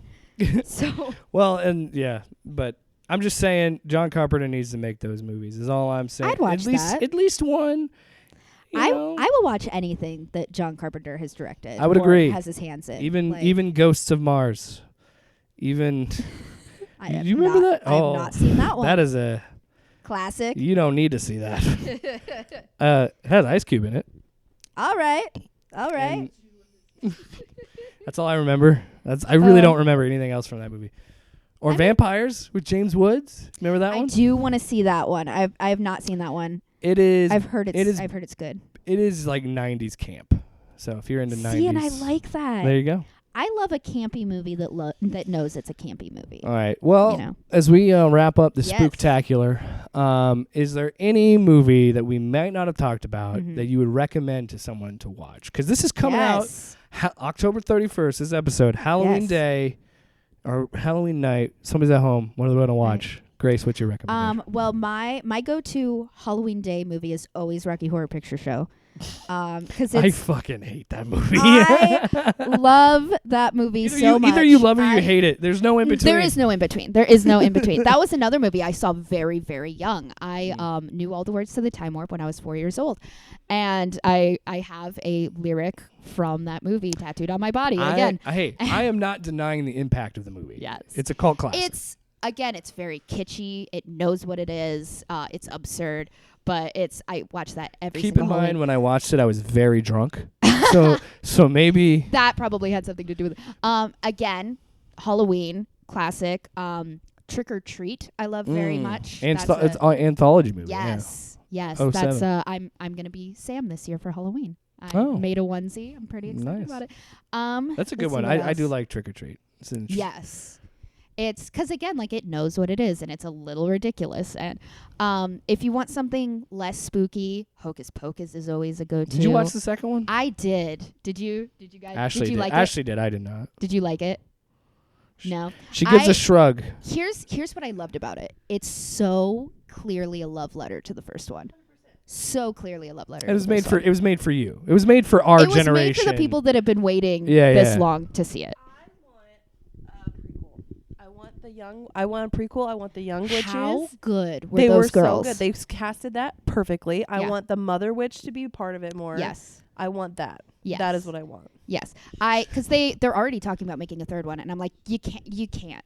And one of the reasons why I think that it was as good as I think it was anyway is that they waited so long and they took their time and they listened to what the fans actually wanted. And that, spoiler alert if you haven't seen it, but at the end when she's so excited that she's disappearing. Here, you just take the mic. That's when she's so excited that she's disappearing because she gets to see her sisters again. I cried. Yeah. I cried. I was like, how beautiful. Because what does she say? Marvelous or something like that. And she's disappearing. And you're like, this is so beautiful. They didn't bring back. They didn't bring back the kids. All the sisters are back. That's Thora Birch wanted to come back as Danny, but I think she had It was a scheduling thing. yeah, from what she had I've a read. conflict. Mhm. So if they do another sequel, maybe she'll come back. I hope they don't. But Billy Butcherson came back. Yes. Doug Jones, who I adore. Doug Jones has been in so many horror films that you love, but you have no idea that Right, he's in because them. he's always the monster. He's always the monster. Well, like if you've seen Pan's Labyrinth, he's the Pale Man. He's Harry and the Hendersons. He's a Sasquatch. He's Harry in the Hendersons. I'm pretty sure he is. Yeah, I'm pretty sure he's a Sasquatch. Oh, Let me look it up. I wanna make Please sure. Look that up right now. Well, But oh, okay. We'll take a quick break while she takes a potty break. So we got Hocus Pocus, Hocus Pocus. Hocus too. Pocus. Obviously, yeah, you can't go wrong with like the class, like Friday the 13th, Halloween. You can't go wrong with those. Yeah, no, absolutely. Like I the would OGs. I would argue that's not true because the first Halloween's pretty good. I would say the first Nightmare on Elm Street is better than the first Friday the 13th, Yes. but I don't know if I would go as far to say it was better than Halloween. I don't know. Halloween's always You're going to be my biased, favorite. though. I'm not looking at super you. biased. Halloween will always be my favorite. I do very much enjoy Freddy Krueger, though. I think he's a very interesting character. And think they made him into a comedy character. they did. And it works though. It works. It works, and I 'Cause think he's cracking jokes in that first there are movie. some jokes where it goes a little too far. Like there's the one where he's the Wicked Witch of the West, and he says, "I'll get you, my pretty, and your little soul too," or something like that. And I'm like, okay, Yeah, that sixth movie That's- where he kills one of them. I think it's Breckenmeyer, where he kills him in a video game, and it's like a Nintendo-looking video game, and Yeah. I'm like, what are we doing? yeah. And Yeah. so I think some of them are a little too far. And I don't think that there should have been as many as there were. And I feel that way about the Halloween movies. I don't like Resurrection never should have happened. Is that the one with Busta Rhymes? It sure is. I've never been able to get through that one. Oh, Like it's that. that ridiculous. might have been H2O. I don't know. I think it was H. H2O is LL Cool J. Yeah, and that one I enjoyed that one. Yeah. It's not as good as the original, obviously, but it's still good. Yeah. The one with Paul Rudd is a trip. That's 5. 6? I think it's 6. Because that's the one where they introduce. Curse, it's a cult, right? Yeah. A cult. Yeah. Yeah. Yeah, And those fucking movies, man. Paul Rudd is supposed to be Tommy Wallace. See, and this is the problem I run into. Why do they even bother? Why do they bother like going to these lengths of doing cults and Dream Warriors and because they need a new idea. Look, Dream Warriors is fine. That's a fine movie, but right. But yeah, at a certain point, it's like you're overcomplicating it. Right. Again, like make it its own thing. Or like don't. Or just just. But it's because people love a Friday the 13th. More movie. people need to do the Predator approach.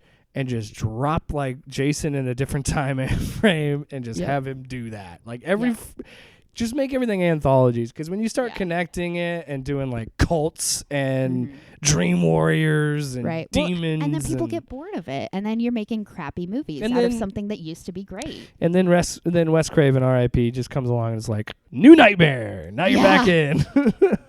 I did love the concept of New Nightmare is great. Yeah. Just the meta. Yeah. And you could tell that's why that was the lead-in to Scream. Yeah. Which Scream we didn't talk about Scream. There's just not enough time in the day. There's not enough time. Next year.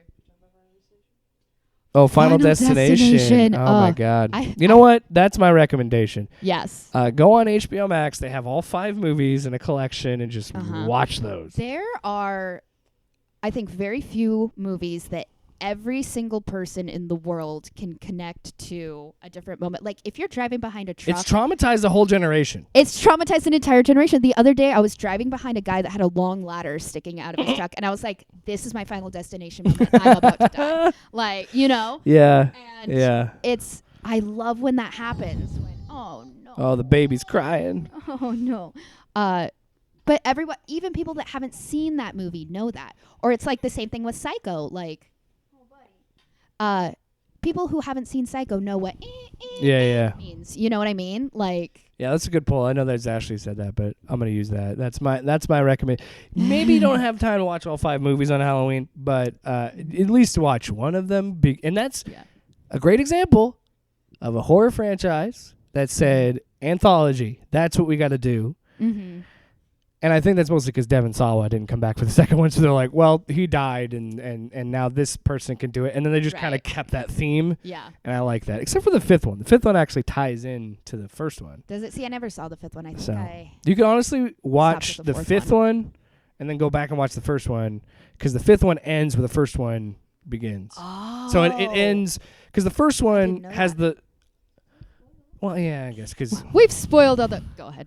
No. I'm not going to You got mad at me for spoiling a movie from 2006. Well, I never saw that one. Well, Leatherface that's my own saws fault. people up. Thank you. Yeah. Don't watch any of those movies, but no, watch the original and then watch the second one. The original is good. The second one is a middle finger. Yes. Where he's like, was it Toby Hill? Toby Miller? Toby Hooper. Hooper. Yeah. He did not want to make that second movie, so he was like, fuck you, I'm going to make a comedy out of it. Yeah. And it works. That's Bill Moseley, man. I love him so much. He plays Chop Top. Oh, my God, Chop Top. Yeah. He's something else. He's also in, like, a bunch of Rob Zombie films. Watch the first 2 Texas Chainsaw movies. Yeah. I love all the behind-the-scenes stuff to the first Texas Chainsaw Massacre. Yeah, it's fascinating. Like, the fact that house was not... cooled, and so it was like 120 degrees in there. So they were like, she was legit freaking out at the, because didn't she get like legitimately cut or something? Yeah, the scene where they cut her finger and then the grandpa like sucks her blood, whatever. That was real. Did that. Yeah. And then again, I don't know if this is true or not, but this is what I've heard, that the guy that plays like the brother or whoever got so hot and disoriented that he actually thought that they were trying to kill this girl, and like he was a Vietnam vet, and he said that just the conditions that they were in that day was worse than being in the conditions of Vietnam. And so there you go. Also, I've heard rumors, I don't know if this is true, but this is a movie I really wanted to see in theaters, but I think by the time this goes live it will be on HBO Max. So I won't give you a review of it now, but I've heard Barbarian is coming to HBO Max. I think so. I've heard amazing I've heard things. It's great. They did an amazing, and to wrap this up, they did an amazing, and I've said that like for 20 minutes. It's the Spooktacular, it's Jake. It's the Spooktacular. They did a trailer that said Justin Long's next movie. And I was like, what? Because I hadn't seen him in forever. So I was like, Yeah. what is this? So I click on it, and it looks like it's another Justin Long vehicle. Like it's him being in a new movie, and like, I don't know if you should do this, man. Da, da, da, da. Then the trailer changes, and it was a fucking trailer for Barbarian the whole time. And there's like Barbarian in theaters now. It's like this amazing horror movie. Da, da, da. I was like, did not see that. oh, that's clever. So that's what got That me is into smart. it. Because I'd heard about it, but I'd never seen anything about it. And then I saw that trailer, and I was like, oh. Yeah. But I think by the time this goes up, it might already be on HBO Max. Tusk.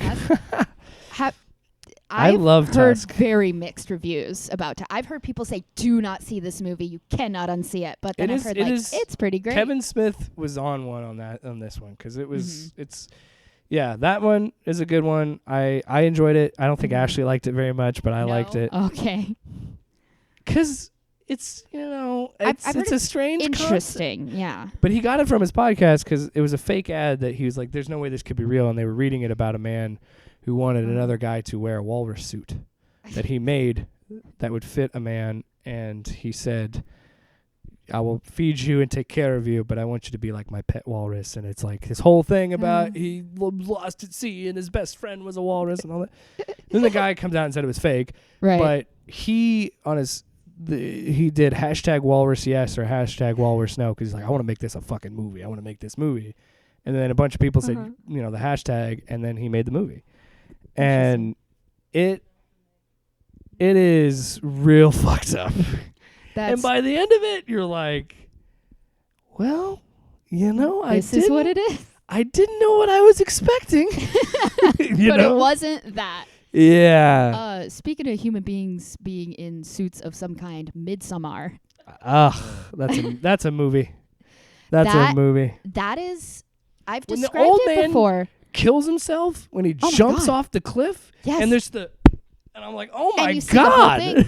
And I've described that movie before. The acting is outstanding. Oh yeah, Florence Pugh is incredible. I love Florence Pugh. The cinematography is spectacular. The story is great. Everything about that movie is fantastic.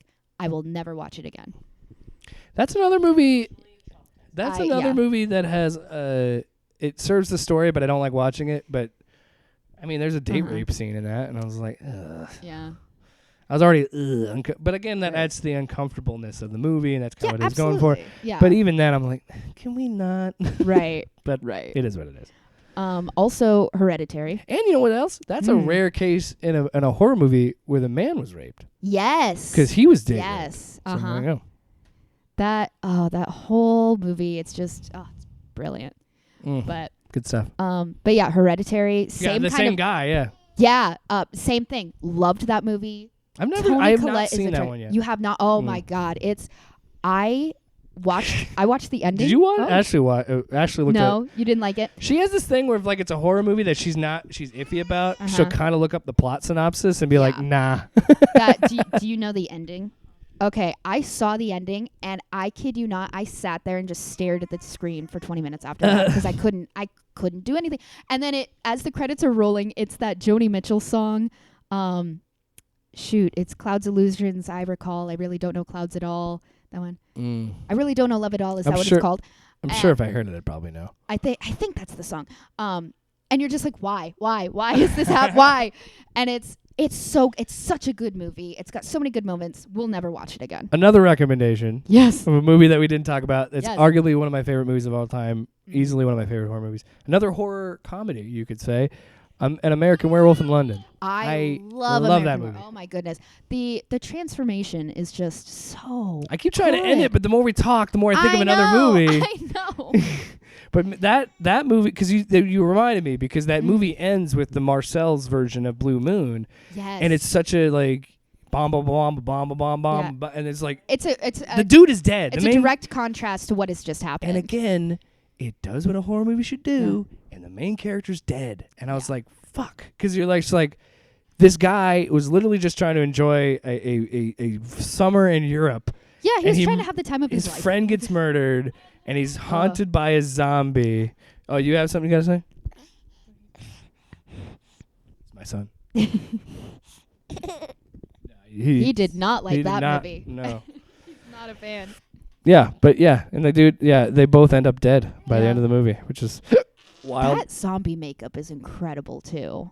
Yeah, Like, and I love that his nightmares. He's Jewish and he's getting attacked by Nazi werewolves. that whole sequence is so bizarre, but you're like, I get it. Before he becomes a werewolf, the dreams are really weird. Yeah. And it's John Landis, and he's mostly a comedy guy coming in and doing it. And I'll never forget it because I need to get it on Blu-ray. I had like a special edition DVD where they did a interview, and he said the problem was I couldn't sell it because it was too funny to be a horror movie and it was too scary to be a comedy. Right.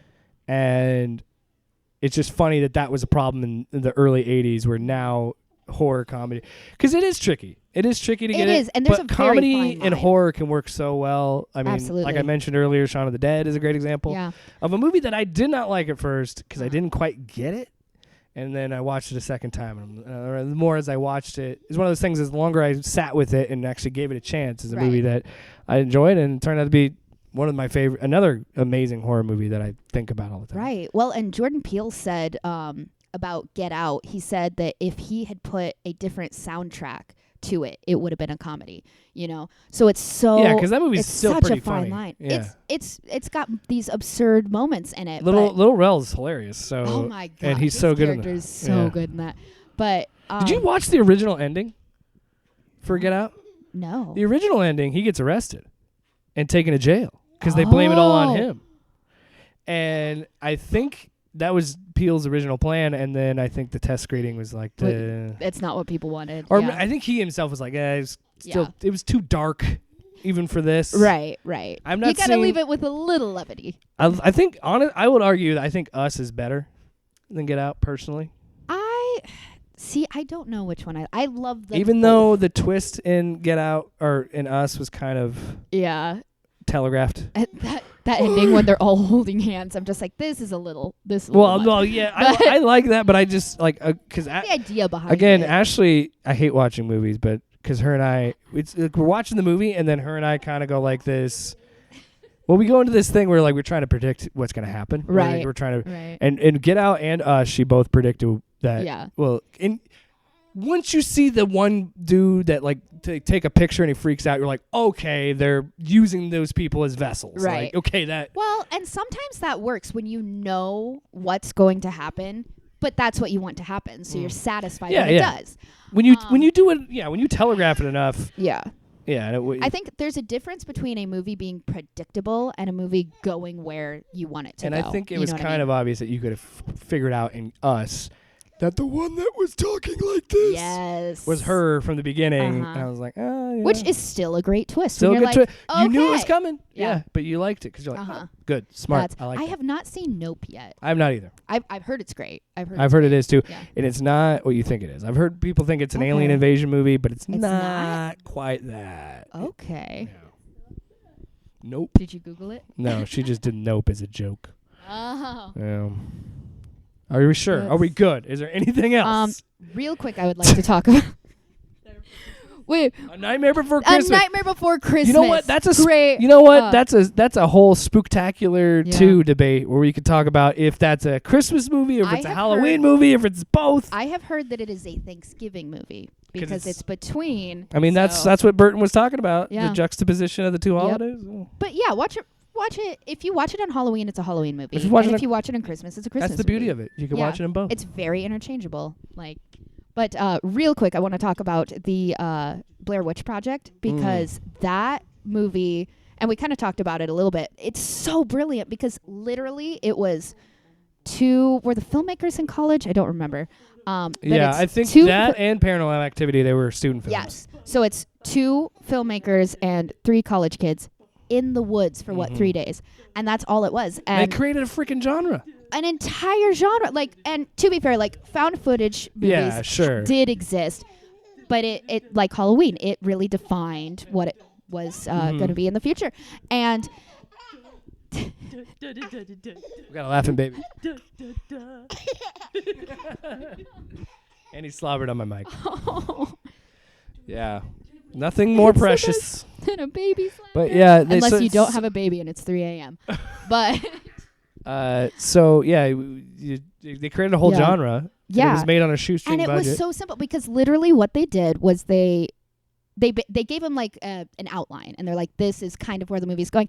And then they dropped them off in the woods, and they gave them like a GPS tracker where they were supposed to go. And at each checkpoint, they all had like a little canister with their instructions for the day. And like Heather didn't know what the guys had. They didn't know what she had. And they just had to follow that. And the whole thing's like improvised. It's so simple, but think about the cultural impact that movie has had. Yeah. Again, everyone knows that scene where she's crying and she's sobbing, and even if you haven't seen the movie, you know what that's It's from. Also kind of crazy because almost 10 years later, same thing with Paranormal Activity. Yes, almost the same thing. Almost the same thing where the people reacted to Blair Witch with Paranormal Activity, where they thought it was real. Right. And that was, to me, that's what I remember the most about them, more than the movies. Was just like everybody's like, "Oh my god, it's real." Whatever. Well, and the great thing about the Blair Witch Project is it was at the very beginning of the internet, so they made a website where it was like, have you seen 1999, these people? And was it I can't remember if it was the Cannes Film Festival or one of the film festivals, they put up flyers like, have you seen these kids, and we're looking for them or whatever. And so people thought it was real. And nowadays you can like Google, was this real, and then right away you find out. And I think that's another reason why that movie was so impactful. Because also, fun fact, Barbarian is directed by one of the guys from The Whitest Kids You Know, the sketch group. Really? Yeah. That's, again, horror and comedy just go hand in hand. There you go. That's when I met James Murray of Impractical Jokers, I asked him a question about because he wrote a horror book, and I was like, do you think that because you do comedy and horror are so interchangeable that it was easy for you? And he quoted someone, I can't remember who it was, but he said the only difference between horror and comedy is timing. And I was like, yes. Yeah, absolutely. Yes, because you have to, like with jokes, you have to land them, you have to do it, your timing has to be perfect. And with horror, it can be very slow paced, and I'm smiling because I just thought of another movie. And you know what? Keep going. Cut as much of it out. You know what? Part two. Part two. But we're not bringing it back until 20. Cemetery. Only for the line of sometimes dead is better. Yes, that Pet Cemetery. I don't know what voice that was. That was Christopher Lee more than it was fucking Munster guy. I can't remember his name. Fred something. But no, I was thinking of timing, pace. Pace is so important to horror. Yeah. And I remember I saw Insidious, the first one, in theaters. Yes. And I remember there's a part where he's talking about his brother like getting up and walking around, and he's like comatose, and he said he's seen him at night. That line was creepy enough to unsettle me. Yeah. And that therefore the pacing of the rest of the movie was perfect because I had that feeling, and then that's a movie that I think kind of falls apart in the third act, but mostly because I'm like when he goes into the mind space or whatever, and the weird creepy smiling stuff, and I'm like, I mean it works, but I don't know. I didn't know. But again, a tragic ending. Yeah. It works every time for me. Every time. And then the second one, and you're yes. You know what's funny? I only watched the first one. Really? I really enjoyed the second one. Because it's like a direct sequel to the first one. And then you get into... How do they fix Patrick Wilson? I don't know. You'll have to watch the second one. I guess what we're trying to say is shout out to James Wan. Malignant, Saw, Insidious. Well, and dude just makes bangers. What's his name? Conjuring. His part Lee something. Lee and he was Wayne. I think it was Len Wein or Len Wayne. It's like W-E-I-N, yeah, it's right? like Lee Win something. L-E-H. But he's the guy that plays Adam in the first Saw movie. Yeah. He co-wrote it with James. Yeah. And he's in Insidious. I think he wrote like the first three, if I remember correctly, or he was a part of writing the first three Saw movies. Yeah. Ready or Not? Ready or Not is so good. You want to hear a fun fact about Ready or Not? Fucking rules. I watched that the day after Adam told me that he didn't want to get married, and it's about a bride named Grace. Oh. And I was just like, huh? At that point, we were still getting married, though. We're definitely going to cut that part out. No, you do not have to keep that in. No, that movie caught me off guard. I actually saw it first. It's very... And then she's like, you would love this. Well, because it's one of those where funny. You think you know where it's going, you don't. You know, It's one of those movies that isn't necessarily scary, but there's so much tension. It's and it's funny. I love a good like psychological. The ending thriller. is incredible that It's they so- went to and that level. Oh my god! Because originally, and I heard the original ending wasn't like that. I think the original ending. She survived. Like, or no, they changed the line or something. Her last line is different. Yeah. But yeah, the way because I'm sitting there and I'm like, are they gonna do it? Are they gonna commit to this bit? Right. And then when that first chick just explodes, I'm like, oh my, And okay. it's so absurd, but you're like, yes. Yeah, and you want that to happen because you're like, Yes. fuck these rich people. Right. Like, they deserve this. Another Yeah. one, but it's a downer. It's a movie that ends on such a sour note, and it kind of works. Would You Rather? That movie's fucked up. Yeah, that again, great movie. It sat with me for so long. Spoilers. I don't know if you're gonna watch it. So Right. it It's ends got up. Brittany Snow in it. Brittany Snow ends up. She's all doing this, trying to make. All these people are desperate and they need money, and there's this rich guy that like puts them through these games to get it. Yeah. She straight up kills a guy. Yeah. Shoots because this man. Her brother has cancer, and it's just So them. It's just those two. It was like survive being drowned for like 4 or 5 minutes. Yeah, of it. she was. One girl hers did it was- and died. Yeah, hers was 2 minutes, and 2 then the girl minutes. that died had to be drowned for 4 minutes, and that's And why she died. But it's like instead that, of and drowning, she could shoot the guy Yeah. because it's down to her and another guy. She kills the guy, Uh-huh. goes home, finds out her brother died anyway. Yeah, he took some pills and overdosed, and because he felt like a he burden to her. He killed himself, and I was like, And good. she did this for him, and like it's so It's this movie about like upsetting. classism and all this shit, and I'm like, geez, man, that movie Yeah. ends on such a sour note. It's brilliantly done. Again, the acting's incredible. It sat But with the me gut for punch so to kill him at the end. long. was like, I know, and it's and what that one lady gets stabbed in the leg and then she dies. Yeah. Oh man, and they brought out the thing where they were whipping each other. Oh, jeez. Yes, and that one guy just like had to keep being whipped, and then he like obviously died. Oh yeah, Yeah. and there was almost an R Yeah. scene in there. I don't know why I'm censoring myself Yeah. now, but The guy that had to hold the firecracker gets me every single time. yeah, Great. we've been trying to end this show for half an hour.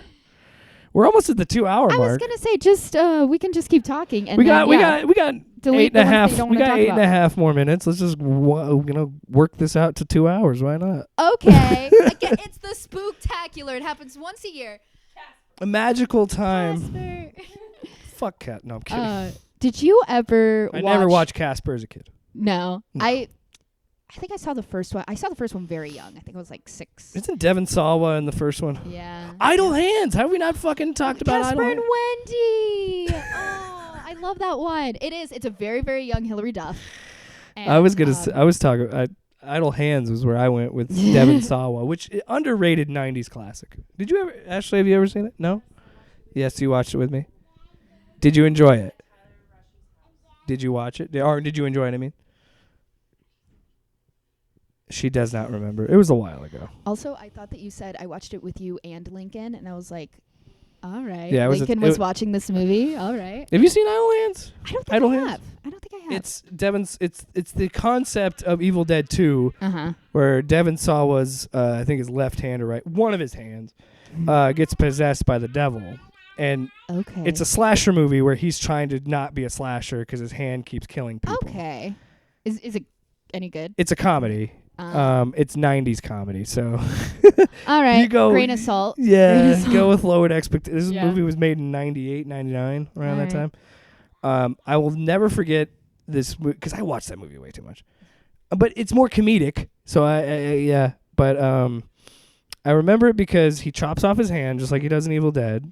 He tries to do it with a bagel slicer, and the blade just bends on his hand, Ew. and they're like, I can't even Alright. fucking cut a bagel with that, dude. Oh, he kills his friends. Oh. The hand does, but his friends come back as like they said that they had unfinished business or whatever. So like zombies, pretty much.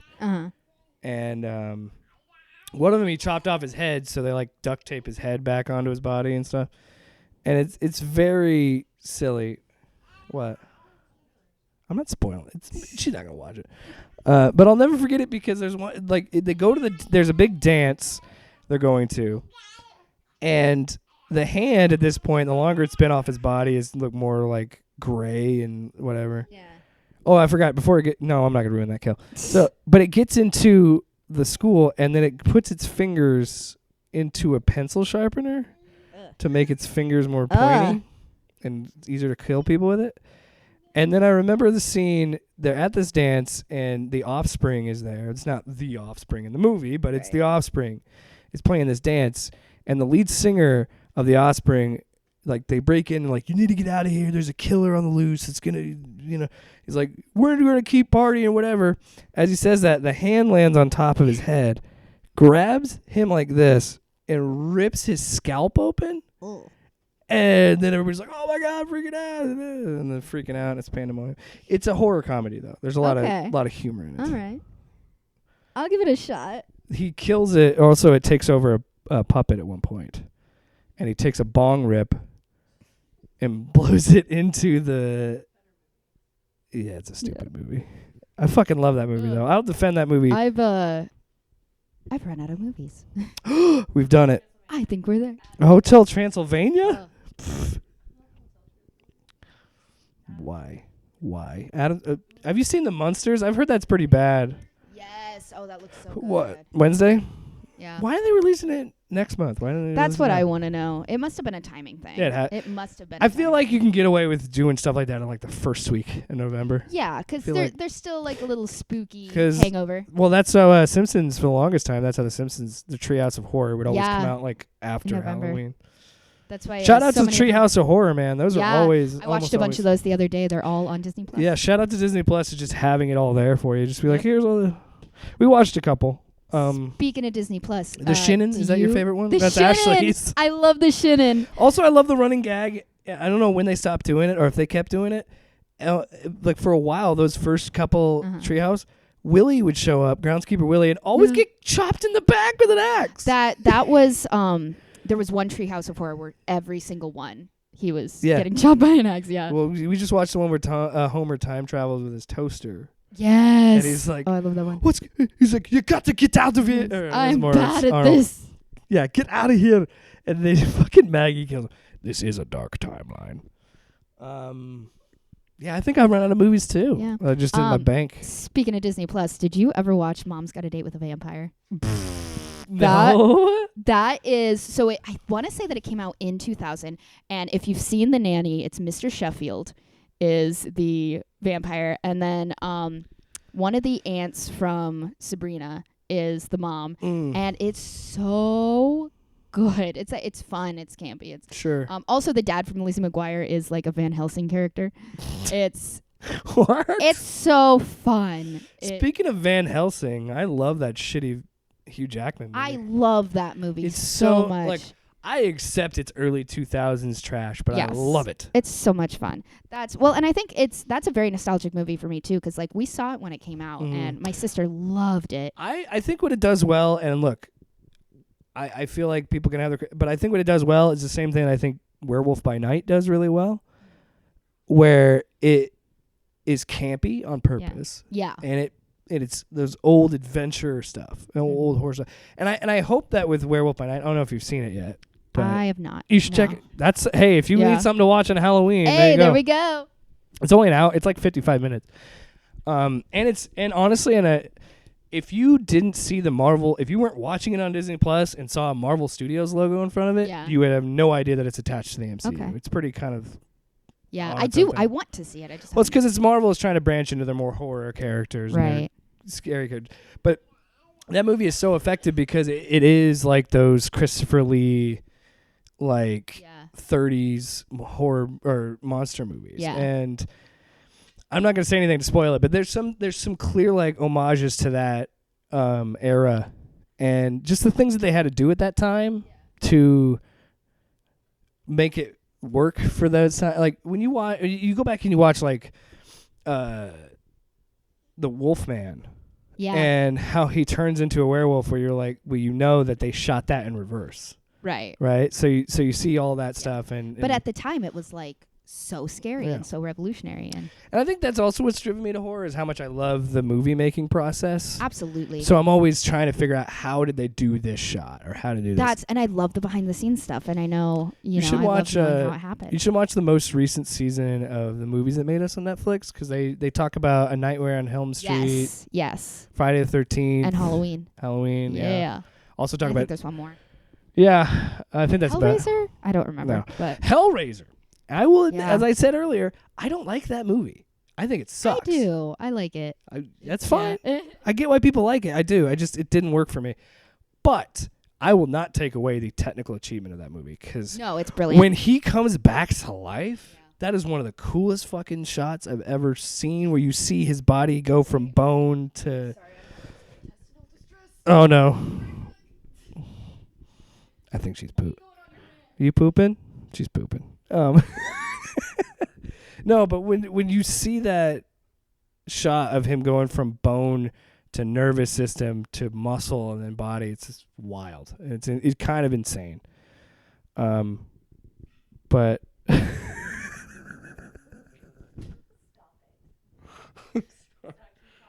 sorry. I'm sorry. I'm just laughing. Ashley's trying to give me a horror movie. I don't know. I think I'm with Grace. I think I kind of ran out. I think I've talked about it pretty much. See, the problem with Stephen King is they're so hit or miss with the adaptations. Like Grace talked about it watching that first, the miniseries. I did not, even at the age that I watched it, I was like, it didn't really scare me. I was kind of not into it, but keep in mind I was only like 5 or 6 when I watched that. But the new movie is incredible. Like the It and It 2, I love those. It kind of goes back to the issues that I have with Stephen King, where like in the book, I'm sure her father is more abusive, like sexually abusive, but like they really played it up in the movie, and I was just like, I get it. It adds to her terror or her fear, but I was just like, this is, meh. I don't know. Ashley, you saw it. Did you think that... Because a lot of people said that the second one was too funny. What did you think about that? Oh, I didn't reach. Hold on, let me... You were in the show earlier. Spooktacular is a family affair, and I mess up the mics. But as we wrap it up, and we passed the 2-hour mark. We did it, everybody. We are a feature film in the Halloween, the off-panel, off-topic, off. I spent 2 hours talking. I can't do it. I can't end the show.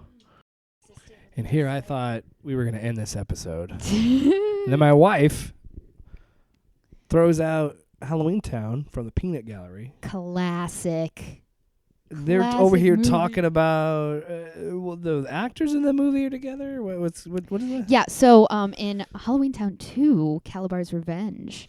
You even got the subtitle. So there's this guy named Cal that is like the love interest for Marnie, and you're like, oh, it's gonna be all cute, whatever. No, he's actually Calabar's son, and he's like gonna destroy Halloween Town or whatever. So remind me, is Halloween Town? Is it kind of like the concept of Nightmare Before Christmas, where it's like it's this magical town that only celebrates Halloween, or what? Yes, so it's because I've never. Yeah, it's where all the Halloween characters live. I watched it with a kid. I don't remember any of it. And it's like in a different dimension, sort of. Okay. It's never really explained, but you have to get on the school. But in the first one, anyway, you have to get on the school bus and like go through the portal, and then in the second one, you could like call upon the portal and go through whatever. But yeah, so in the first or in the second one, Cal is like into Marnie, but she's like, no, you're evil. No. Well, those two, so that movie came out in like 2003, 2002, somewhere in there. Those two actors, Marnie and Cal, I can't remember if they were like doing Comic-Cons or if they were working on a different project together years later and then started dating. And now they're engaged. And it's so cute. Oh. It's so cute. And I love when that happens because, again, that movie came out 20 years ago. and they just started dating like 4 years ago. You know, it's Yeah, just coincidence. I love a good reuniting. So we talked about Halloween Town. We talked about Hocus Pocus. Yes. My mom dated a vampire. Yeah, mom's got a date with a vampire. Oh, look at that! Here comes this guy. It's not the creepy guy from before. We end the Spooktacular. I'm coming. Oh man, we end the well. Now you're gonna get killed because now we have the killer come into the movie. This is Jimmy. Apparently Jimmy's here. Hi. Why am I still recording and narrating it? I don't know. It's the Spooktacular. There's a great scene in Halloween H2O. I'll properly greet him when the show's over. There's a great scene in Halloween H2O at the very beginning, and it's Joseph Gordon-Levitt. And I forgot he's got a hockey stick, and he's like, Jimmy's already been suspended how many times for getting too happy with the stick? Oh. Because he's like, his neighbor's house has been broken into, and he's going to be tough, and he's going to go in there. And then he gets brutally murdered by Michael Myers.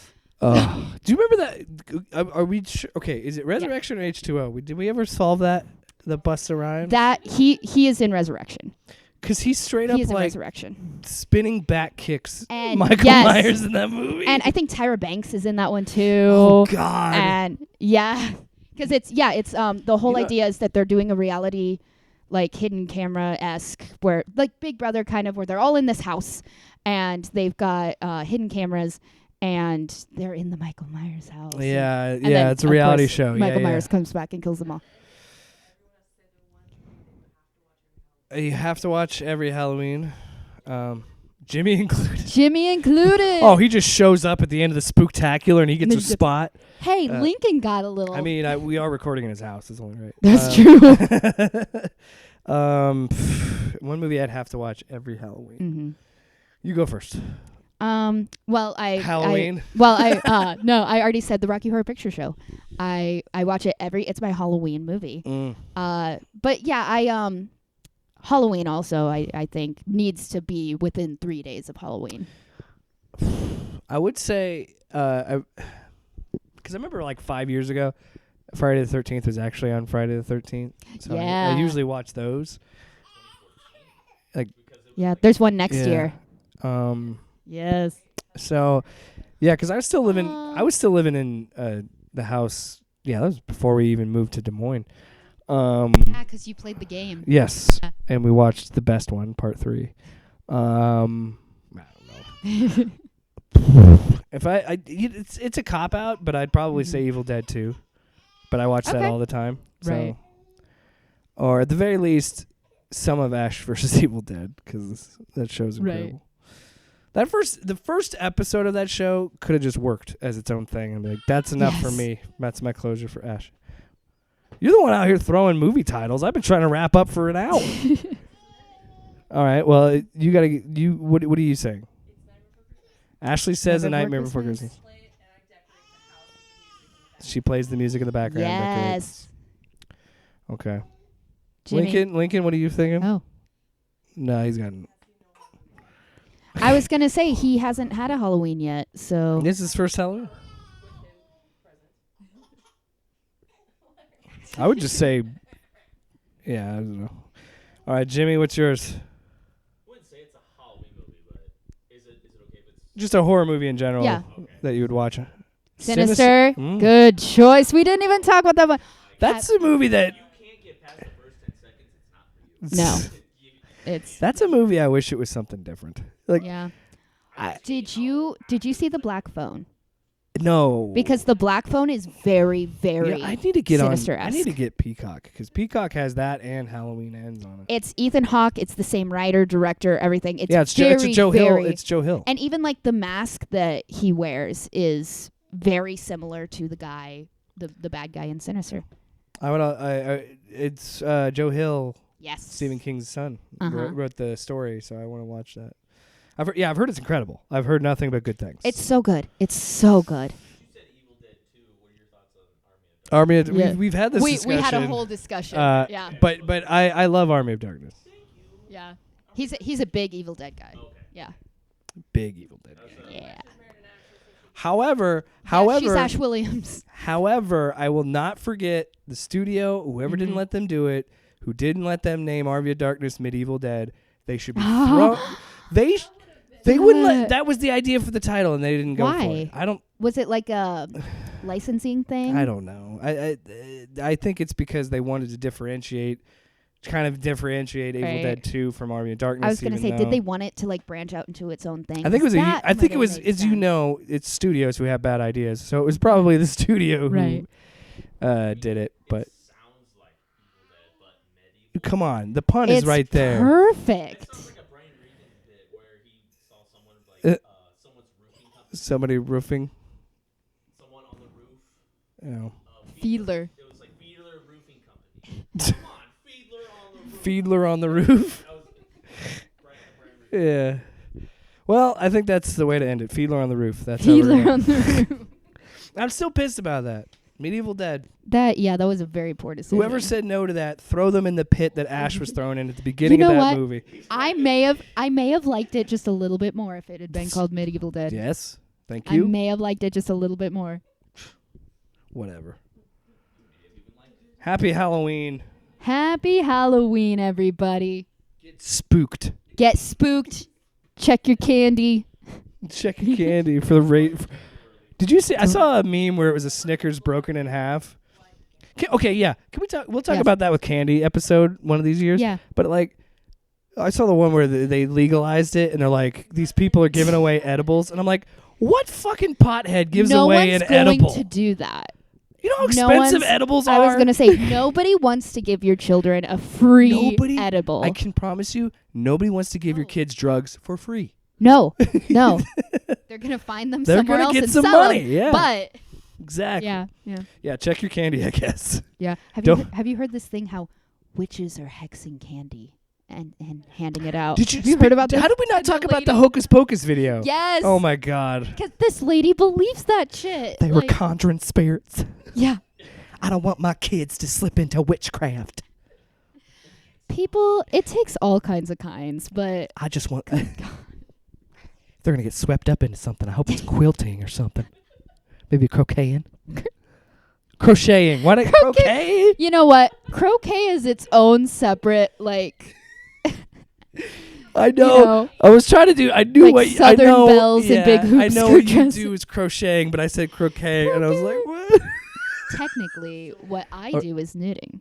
Knitting... I'm sorry. So- There's a difference. There I'm is sure. a difference. The technique. Yeah. The tools. All right, Grace. 2 Yes. hours and 11 minutes. Well, this was so much fun. This might be like top 5 lengthwise. Yeah. This is one of the longer ones. That's, you know what? It's a Top 5. That's what she said. It's a Satan, special. you're all it's- demons.